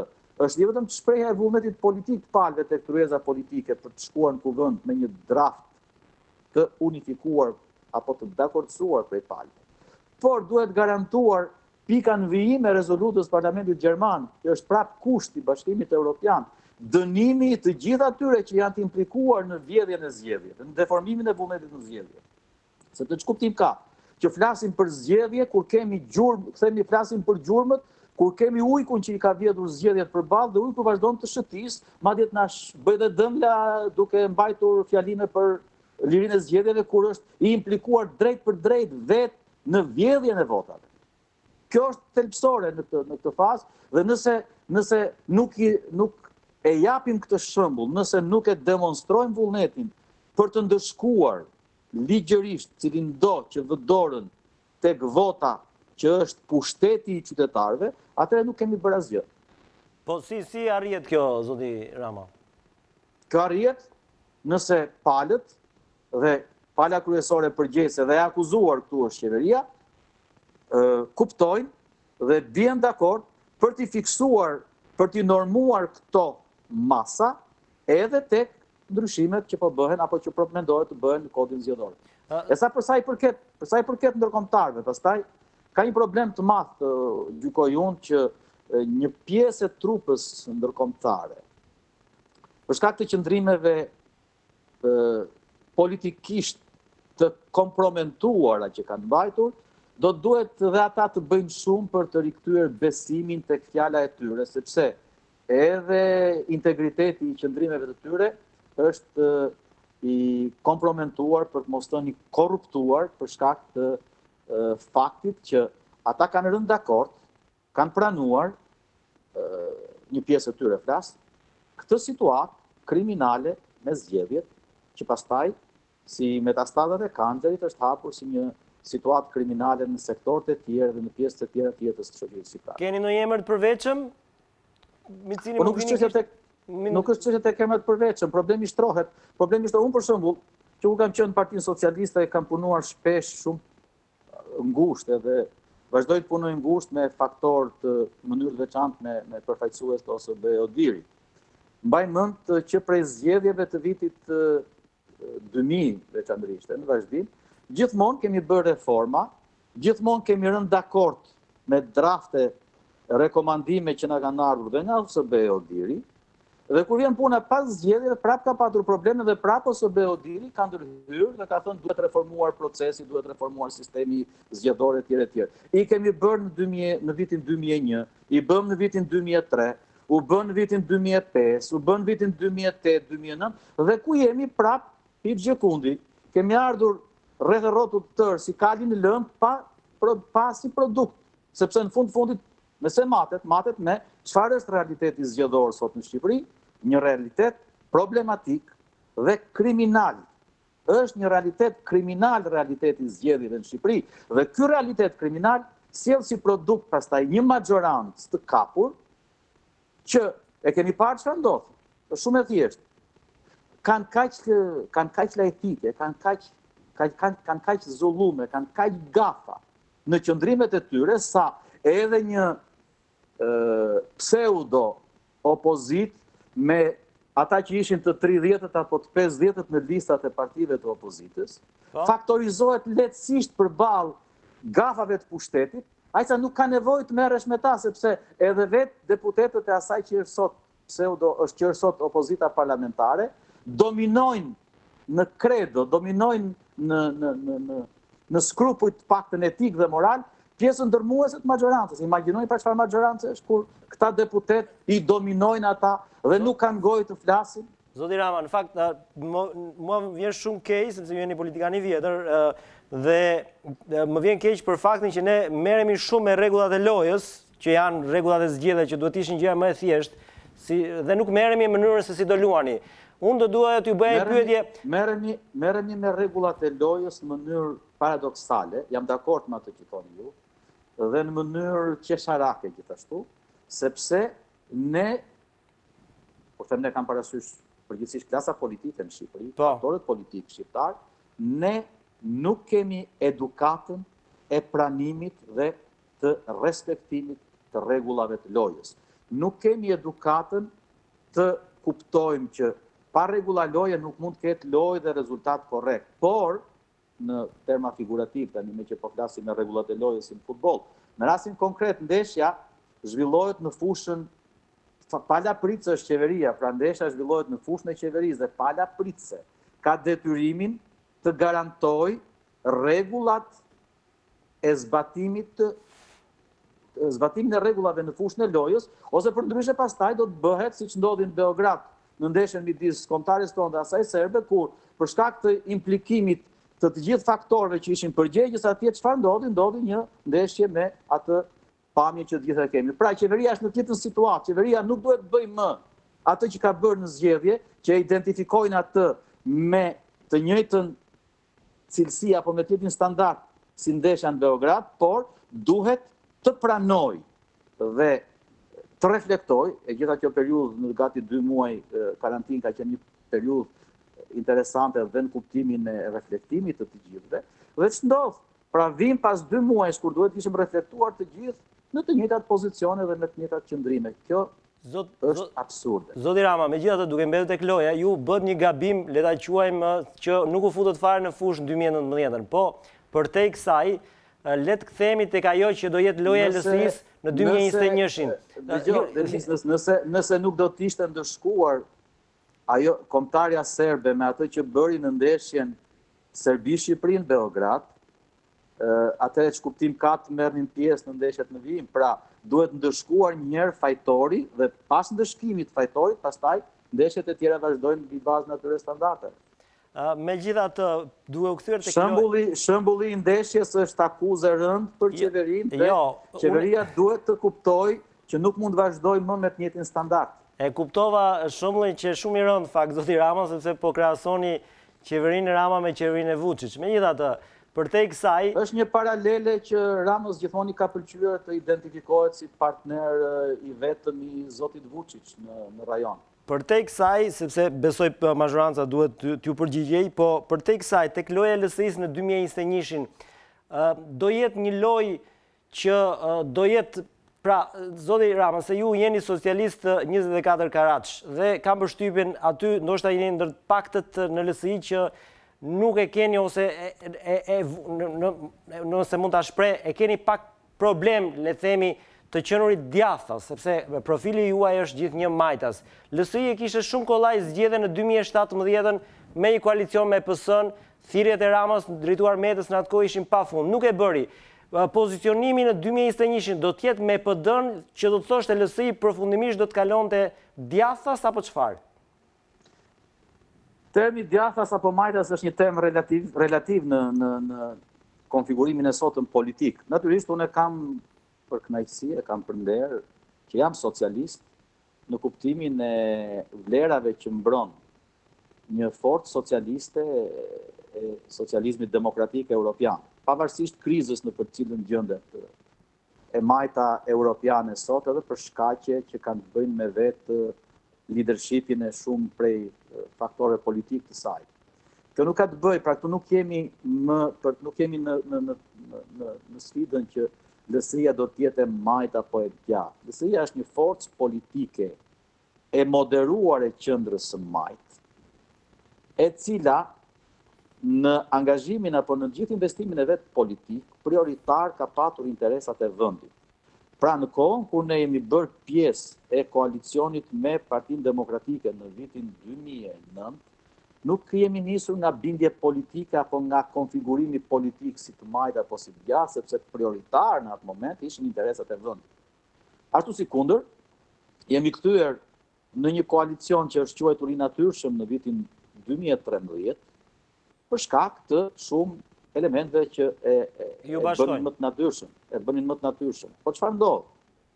Ndodh që ne qëndrojmë, dhe forcat politike nuk janë statike, sepse ato janë organizma të gjallë, siç është njeriu dhe forcat politike, i përshtaten realitetit, i përshtaten interesave dhe konfigurohen në funksion të këtyre interesave, pra që janë interesat e qytetarëve. Problemi shtrohet që këtu nuk ka bosht, është bërë si lavjerës vetë Partia Socialiste, ajo nuk dihet çfarë është më, se nuk mund të jesh edhe ballist edhe partizan, siç thot kryeministri Rama. Nuk mund të jesh edhe i majt edhe i djathtë, nuk mund të jesh edhe i fisëm edhe i pafisëm, nuk mund të jesh edhe hipokrit edhe i sinqert. Pra nga kjo bitpamje, problemi qëndron tek ajo që edhe kur flet, nuk flet më që është Partia Socialiste, e ke parë, ke dëgjuar në një nga eksponentët e saj që të thonë me socialistët shqiptar apo. Ata pëlqejnë të quhen rilindas, reformator, pëlqejnë të quhen janë rikthyer në mënyrë abuzive dhe spekulative referencave me Skënderbeun, me rilindas, e keni parë vetë kryeministrin çfarë bën, edhe kur flet, mban në sfond Ismail Qemalin dhe shfaqet si sozia e gjallë e tij për të thënë që unë jam Ismail Qemali dhe ca më tepër, edhe nga konfigurimi viziv, edhe nga konturi viziv i tij, pale pastaj nga mënyra e performimit të tij. Pra gjitha këto dhe kostot e mëdha që ka krijuar për vendin, kostot e mëdha, pra, me që ju e përmendët 2017, nuk ishte se kryeministri Rama ju lut LSI-s apo LSI-ja nuk. Thirrjet ishin hapur, zoti Rama. Jo, nuk është çështja, në politik nuk funksionon, në politik nuk ecet me thirrje, në politik ecet me platforma, në politik ecet me projekt, në politik ecet me një ofertë konkrete, po çfarë ndodh? Vinim nga një periudhë e 2016-2017 me një Shqipëri të kriminalizuar për shkak të ekspansionit të madh të kultivimit të drogës, të imazhit shumë negativ që Shqipëria kishte krijuar edhe tek partnerët ndërkombëtar, dhe nga kjo pikpamje ne nuk mund të identifikoheshim me atë klan kriminal që kultivoi dhe kriminalizoi gjithë jetën e vendit dhe që e mori pushtetin në mënyrë të kriminalizuar, si u dëshmua më pas. Pra këtu çështjet, diferencat janë parimore, diferencat janë substanciale në raport me interesat e vendit, jo në raport me interesat politike të një force politike.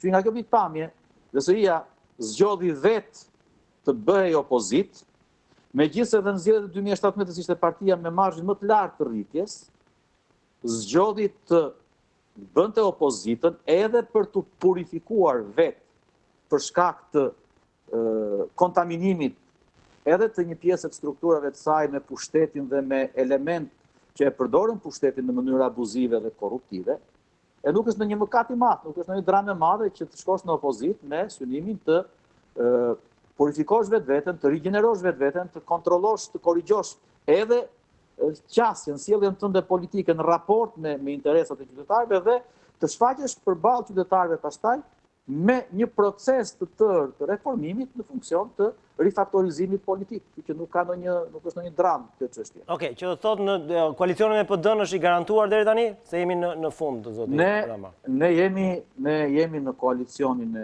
frontit opozitar, jemi një faktor i rëndësishëm i opozitës në vend, po punojmë si të tillë, pra si faktor opozitar në partneritet të plotë dhe luajal me Partinë Demokratike dhe me forcat e tjera të opozitës, në funksion të standardizimit me që jemi këtu edhe të reformës zgjedhore, me qëllim që zgjedhjet, vota e qytetarëve, të përcaktoj peshën dhe rolin që do të luajë çdo forcë politike pas zgjedhjeve në Shqipërinë që duhet domosdoshmërisht t'ju rikthehet standardeve të demokracisë, standardeve demokratike. Sot ne nuk jemi një vend funksional demokratik, madje sot ne nuk kemi asnjë vend me të drejtat plota në Këshillin e Europës për shkak të absurdit të një situate të mbajtur me dhunë në kushtet e emergjencës civile pra të masave të jashtëzakonshme dhe e kemi identifikuar veten, siç thotë edhe raporti më i fundit i Freedom House, si një faktor prej Tiranës në Tbilisi, ku pushteti nuk është i interesuar që kuvendi, parlamenti të jetë një institucion demokratik i debatit dhe i diskutimit demokratik. Pra deformimet që janë bërë sistemi demokratik me gjithë defektet që ai ka patur janë shumë të mëdha dhe prandaj reforma zgjedhore duhet të fokusohet dhe duhet të realizohet domosdoshmërisht me konsensusin e të gjithë aktorëve politik. Pa konsensusin e të gjithë aktorëve politik në mënyrë të njëanshme, arbitrare dhe të dhunshme prej logjikës së majorancës së kartonave, nuk do të ketë reformë zgjedhore dhe nuk do të ketë zgjedhje që plotësojnë standardet e OSBE-odit për rrjedhoj, nuk do të plotësohen as kushtet për për antarësimin e Shqipërisë në Bashkimin Evropian. Zoti Rama, faleminderit për këtë intervistë, besoj do mbetemi në kontakt sepse zhvillimet do të jenë të vrullshme menjëherë pas edhe të kalimit të kësaj epidemie. Faleminderit edhe një herë dhe ju uroj natën e mirë. Faleminderit edhe juve dhe punë të mbarë. Ishim me Luan Ramën, përfaqësuesin e lartë të LSI-s, ndërkohë shkojmë publicitet dhe do të flasim për futbollin. Në Bundesligë rikthehet kënaqësia e të luajtur sërish, por në Shqipëri çfarë do të bëhet me Superligën pas pak.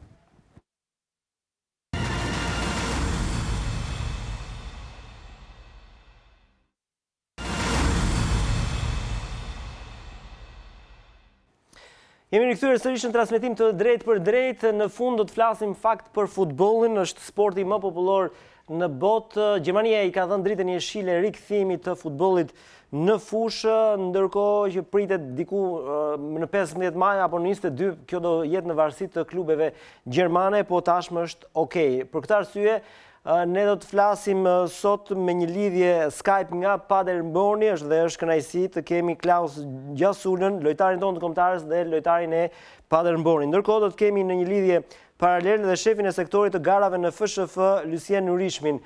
Së pari, mirëmbrëma Klaus.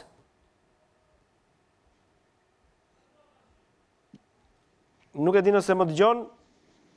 Po, dëgjoj. Po, zoti Nurishmi, mirëmbrëma. Do doja të dy në fakt i kishim në ekran regjis edhe Klausin, me qënë se ta nisim me njëherë me Gjermaninë, me qënë se Gjermania është lajmi i ditës në fakt, dhe në farë mënyrë është edhe një lloj shprese edhe për kampionatet tjera elitare në Europë, po edhe për vendin tonë. Klaus, mirëmbrëma. Mirëmbrëma. Besoj doja ta nisja me ju, me qënë se jeni bërë gati pak nga pak për të nisur kampionatin, apo jo? Ishte një lajm që e prisnit sot? Po, na erdhe në lajmi që javën tjetër, në fund javës tjetër, që po vjen me 15 maj do fillohet kampionati. Ndërkohë, si ka qenë stërvitja tek Paderborni? Këtë javën tashi kemi filluar me bo stërvitje tamam dhe me luftime, kështu stërvitje si ka qenë gjithmonë përpara.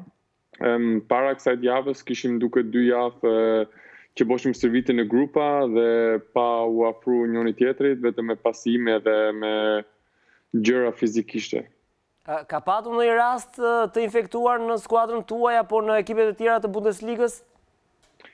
Të ne nuk ka pas më rast, vetëm përpara se u ndalu kampionati, aty kishim në një rast, po tashi nuk kemi asnjë rast në Bundesligë dhe në Bundesligën e dytë ka 10 raste që janë prekur lojtar, ato do të rinë tashi në shtëpi edhe mos të afrohen ekipit, skuadrës e vetë, edhe gjithë lojtarët e tjerë të vazhdojnë punën.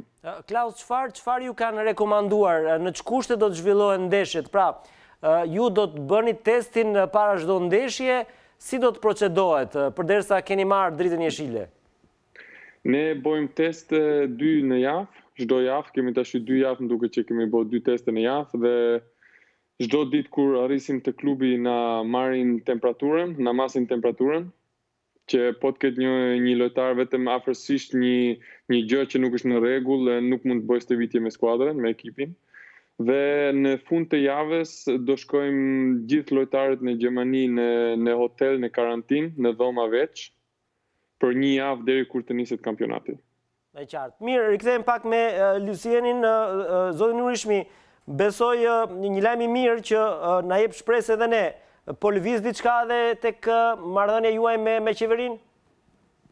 Po lirohet. Rifillimi i kampionatit në Bundesligën gjermane është një lajm mirë për të gjithë ne. Pasi kjo tregon që situata po shkon drejt normalizimit, normalisht në kushte të rrepta shëndetësore, pra me masat paraprake. Por gjithsesi është një sinjal pozitiv jo vetëm për ne, por për gjithë futbollin dhe për gjithë futbollistët, pasi ato janë të parët që duhet gëzohen. Nuk e di, u informova nga një konferencë shtype ose një intervistë e ministrit të sporteve që brenda 5 ditësh do të kemi një përgjigje për sa i përket rifillimit ose jo të aktiviteteve në futbollistikën në Shqipëri. Nuk e di sa vërtet është, po shpresoj që brenda kësaj jave të kemi edhe ne një përgjigje, pasi koha ecën, ditët vazhdojnë ecin dhe ne do të jemi gati, lojtarët do të kenë një periudhë para përgatitore, pra për të qenë në formën e themi më të mirë të mundshme për të rifilluar ndeshjet sipas kalendarit për 10 ndeshjet e mbetura të kalendarit. Megjithatë, besoj e dëgjove edhe Klausin nga Paderborni, kushtet që marrin klubet gjermane janë optimale. Nuk e di, a janë klubet tona të gatshme, pra a do kenë klubet tona janë pajisura me tampon për shembull për të bërë apo me teste për të bërë para ndeshjeve. Pra janë gati klubet, mirë qeveria po ju jep okejin, po klubet a janë gati? Normalisht ne përveç kërkesës për të pasur një përgjigje për rifillimin e aktiviteteve sportive, kemi përgatitur edhe një draft protokoll sanitar, pra ku janë të përfshira edhe testet me tamponët, siç e përmendi dhe Gjasula. Pra kjo është një vendim ose një, le të themi, është diçka për të marrë parasysh nëpërmjet një grupi përbashkët që kemi propozuar ne midis Ministrisë së Shëndetësisë dhe Federatës Shqiptare të Futbollit, pra është një vendim për të marrë bashkërisht, pra pasi kostot, siç e dini, nuk janë të pakta, pasi klubet e kanë të vështirë për të përballuar pra këto teste, duhet të ulemi të vendosim se kush do të përballojë këto kosto dhe pastaj të vendosim edhe për sa i përket periudhës, pra se si do të kryhen, kur do të kryhen. Pasi në Gjermani 2 herë në javë pra janë normale, por në Shqipëri nuk e dim se sa të mundura do të jenë pra nga ana financiare për të zhvilluar teste 2 herë në javë për lojtarët. Normalisht që matja e temperaturës është diçka normale që mund ta kryejnë gjithë stafet mjekësore të skuadrave, përpara se lojtarët futen në qendrën servitore, pasi është diçka normale dhe mund të marrin rekorde pastaj për sa i përket qendrës shëndetësore, duke minimizuar në maksimum le të themi përhapjen e një epidemie të mundshme. Por gjithsesi kuptohet që tamponat, pra testet e tamponëve janë të shtrenjta për sa i përket përballimit nga klubet. Ne jemi të gatshëm për t'i ndihmuar, por duhet paraprakisht se çfarë do të vendosë dhe Ministria e Shëndetësisë, pra a do të jetë dakord me ato propozime që kemi bërë në draft protokollin sanitar, dhe më pas do të kemi një protokoll pra final ose unik të diskutuar nga grupet e interesit, pra nga federata dhe nga Ministria e Shëndetësisë për të mirën pra dhe për të ruajtur sa më shumë pra shëndetit, pasi parësore për gjithë është shëndeti i lojtarëve dhe më pas vjen çdo gjë tjetër. Zoti Nurishmi, ju jeni për rihapjen e futbollit në të gjitha nivelet apo për Superligën dhe kategorinë e parë? Normalisht ju e dini shumë mirë që ne parësor kemi kategori superiore, pasi afatet që ka vendosur dhe UEFA përse për klubeve që të marrin pjesë në kompeticionet europiane vitin e ardhshëm, pra është data 3 gusht. Dhe kjo ne na shtyn për të rifilluar fillimisht me kategori superiore dhe më pas me kategorinë e parë, dhe duke parë pra situatën dhe kushtet se si do të rrjedhin ngjarja, pasi është një temë edhe kjo për të prekur me grupet e interesit, me Ministrinë e Shëndetësisë dhe me Federatën Shqiptare të Futbollit për vendosur dhe për kampionatet, pra si kemi kampionatet e kategorisë 2, moshat, kampionatet e femrave, pra janë goxha ndeshje, për mos përmendur dhe kampionatet e fëmijëve në futbollin rajonal, pra në që shtrihet në gjithë Shqipërinë, në gjithë qytetet e Shqipërisë. Por fillimisht jemi për të vendosur pra një datë fillimisht për stërvitjen dhe më pas një datë fikse për rifillimin e ndeshjeve të kategorisë superiore dhe më pas rrjedhimisht me kategoritë e tjera. Ndërkohë FSHF, siç thatë, merr përsipër mbulimin e shpenzimeve për pjesën sanitare. Pra nëse do duheshin tampone, nëse do duheshin mjete të tjera, janë për diskutuar, pasi ne nuk e dim vlerë financiare se sa arrin, dhe nuk e dim pra se atë pjesën se sa herë do të kryhet, pra një herë në javë, 2 herë në javë, një herë në 2 javë. Pra është diçka teknike që këtë mund ta përcaktojnë ekspertët e shëndetësisë. Dhe ne jemi të gatshëm për të ulur për të diskutuar dhe për të arritur një marrëveshje të përbashkët në të mirën e futbollit dhe parimisht edhe më kryesorja për të ruajtur shëndetin e futbollistëve. Okej, mirë, kthehem edhe pak me Klausin në Gjermani. Klaus është folur për 2 data, 15 dhe 22 maj si data të rinisjes së kampionatit. Nuk e di cila është data më konkrete. Kështu si e kam dëgjuar unë tash, është me 15 data më konkrete. Ndërkohë, si është gjendja e ekipit tuaj? Keni pasur një mungesë të gjatë, ndërsa në Gjermani, mos gaboj, në 15 maj ishte java e fundit. Do jetë pak vështirë për të luajtur në këtë periudhë e pazakontë për Gjermaninë. Po, normalisht do kishte qenë tash java fundit, do kishte marrë kampionati, po tash me këtë pushimin e gjatë që kemi pasur, si me të gjithë vendet e tjerë në botë, në futboll, nuk do jetë shumë e lehtë. Normalisht se futbollistat nuk janë fizikisht me atë nivelin ku kanë qenë ose si kanë qenë, dhe prandaj tash që do bëjnë edhe rrezik 2 ndeshje për një javë deri ku të mbarojnë të gjithë ndeshjet që të mbarojë kampionati, do rrezikojnë edhe lojtarët për dëmtime, pra ne do të ndrojnë rrezik trajnerët më shumë lojtarët se përpara, domethënë që do ndrojnë më shpesh lojtarët për ndeshjet. Dhe diçka sërish teknike, me sa kam dëgjuar, është menduar që kampionatit, paktën britanikët kështu po e mendonin, që të rifillojnë kampionatin pa përdorimin e varit. Nuk e di në Gjermani do jetë vari tani apo jo, për shkak të çështjeve të sigurisë. Si vari, nuk e kuptoj. Përdorimi i varit, pra le të themi ndalimi i ndeshjeve kur ka episode, pra. Kuptoj, jo. Tash ishe fjala kështu që po të ndodhi edhe një gjë me lojtarët, vetëm ato lojtarë që janë prekur ose që inficohen do të rinë në shtëpi dhe do të largohen nga ekipet. Klaus, e kisha tjetër. Vari është përdorimi i teknologjisë, pra për të parë nëse është gol apo jo, për të parë pra arbitrat. Tash e kuptova, më fal. Ato punët nduket që do vazhdojnë ashtu si kanë qenë. Pra me VAR, ndeshja do t'jetë me VAR, sepse ishte menduar nga që arbitrat duhet t'jenë afër njëri tjetrit dhe ndoshta kjo mund të sjellë dhe probleme me sigurinë e tyre. Pra nuk... Jo, po se me VAR ishe gjithmonë që në studio ishe një person që kontrolloshe golat, edhe prandaj ajo durish si ishe, edhe vetëm ndryshimi dohet që do luajnë pa tifozat, gjithë gjërat e tjera do rinë. Si e kanë pritur tifozët e Paderbornit këtë lajm? Po, se gjithë tifozat si në gjithë botë nuk gëzohen se tifozliku është në stadium është edhe jeta atyre po them mirë, dhe normalisht që është një gjë ndryshme për tifozat si edhe për lojtarët edhe për gjithë futbollin që është një gjë ndryshme dhe nuk është aq e bukur që stadiumet janë bosh, po tash me këtë situatë s'ke çati bosh edhe do ta marrësh ashtu si vjen. Ndërkohë duhet bëj një pyetje, e themi shqiptar, që se ne vetëm ne shqiptarët pyesim për rrogën. Gjatë kësaj periudhe është mbajtur rroga nga klubi apo ka qenë korrekt klubi gjerman? Jo, edhe këtu në Gjermani është që lojtarët firmosen një dokument që janë dakord që rroga ulet pak. E qartë. Dhe po. E kuptova. Dhe një pyetje fundit, Klaus, kemi ndonjë të re për sa i përket të ardhmes suaj, me sa di Paderborni është në një situatë vështirë. Do ketë ndonjë lëvizje të Gjasulës në merkato apo do të qëndroni te Paderborni? Atë nuk e di akoma. Do pres tash si po edhe unë mendojmë, po tash do të me këtë situatën që kemi pasur tash kisha mendjen më shumë të gjërat e tjera, me thon drejtën, dhe tash gëzohem që futbolli do vazhdojë. Dhe do shohim, do presim këto 2, 3, 4 javë që do na vinë tash dhe pastaj do vendosem çfarë do bëj, edhe a do ri këtu apo do provoj një gjë të re. Klaus, falenderoj shumë, ishe kënaqësi që të kisha në studio. Besoj të kemi her pas here, sepse shoh që edhe mirë me shëndet dhe uroj që Paderborni të arritë të shpëtojë nga rënja nga kategoria. Faleminderit shumë.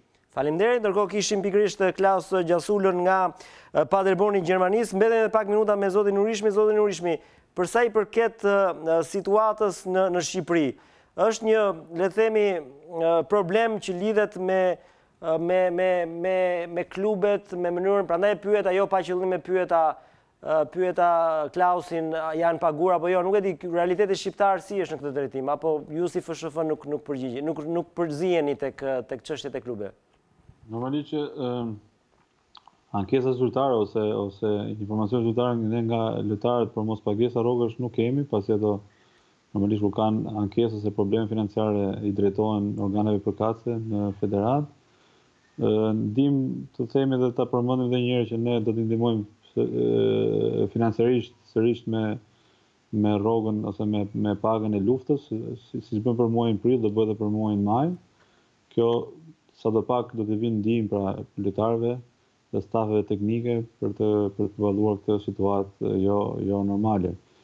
Nuk është gjë e mirë që kampionati është përzulluar, pasi të presupozohet që në muaj maj do të ishte muaji i fundit i kampionatit dhe lojtarët normalisht kontratat i përfundojnë në këtë muaj, por klubet përdesa janë shpërot gatshëm për të rifituar kampionatin, edhe ato kanë arritur një akord pra të brendshëm me lojtarët për sa i përket përballimit financiar deri në fund deri në ndeshjet e fundit të kampionatit, që i bie muaji korrik.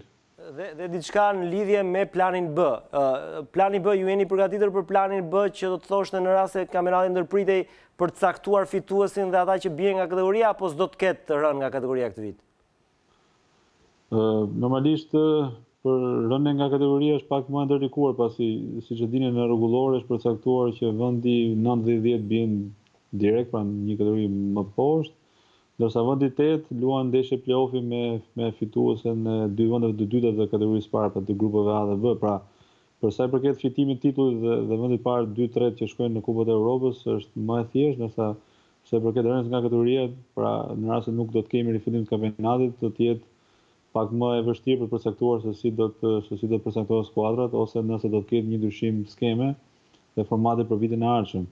Normalisht në kushte normale, ndrimi ose le themi modifikimi i skemës bëhet në një vit advance, pra nuk bëhet brenda një viti për të ndryshuar skemën me përfundimin e kampionatit, pra bëhet në rast se do të ishim për vitin, pra në këtë sezon 2019-2020 dhe në rast se të kishim një ndryshim skeme do të bëj për sezonin 2021-2022, pra nuk do të bëhet një ndryshim brenda një sezoni, pra në vazhdim për sezonin e ardhshëm. Normalisht që në rast se do kemi, pra uroj dhe shpresoj që futbolli të rifillojë, pra në rast se nuk do të kemi një rifillim kampionatit, atëherë do të kemi një rishikim të skemës dhe është komiteti ekzekutiv në federat i cili vendos për sa i përket ndryshimit ose jo të formulës dhe skemës. E qartë. Mirë, zoti Nurishmi, mund të falenderoj, besoj do të mbetemi në kontakt për të parë se si do të vejë kjo negociat me qeverinë.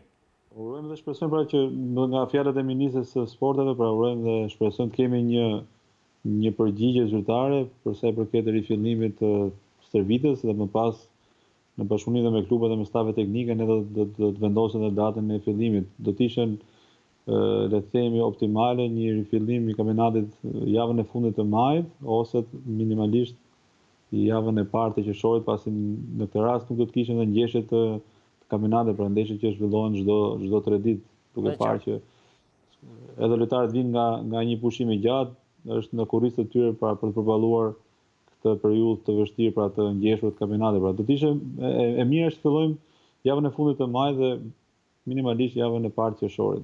Ky është dhe propozimi juaj nëse jepet okay nga qeveria.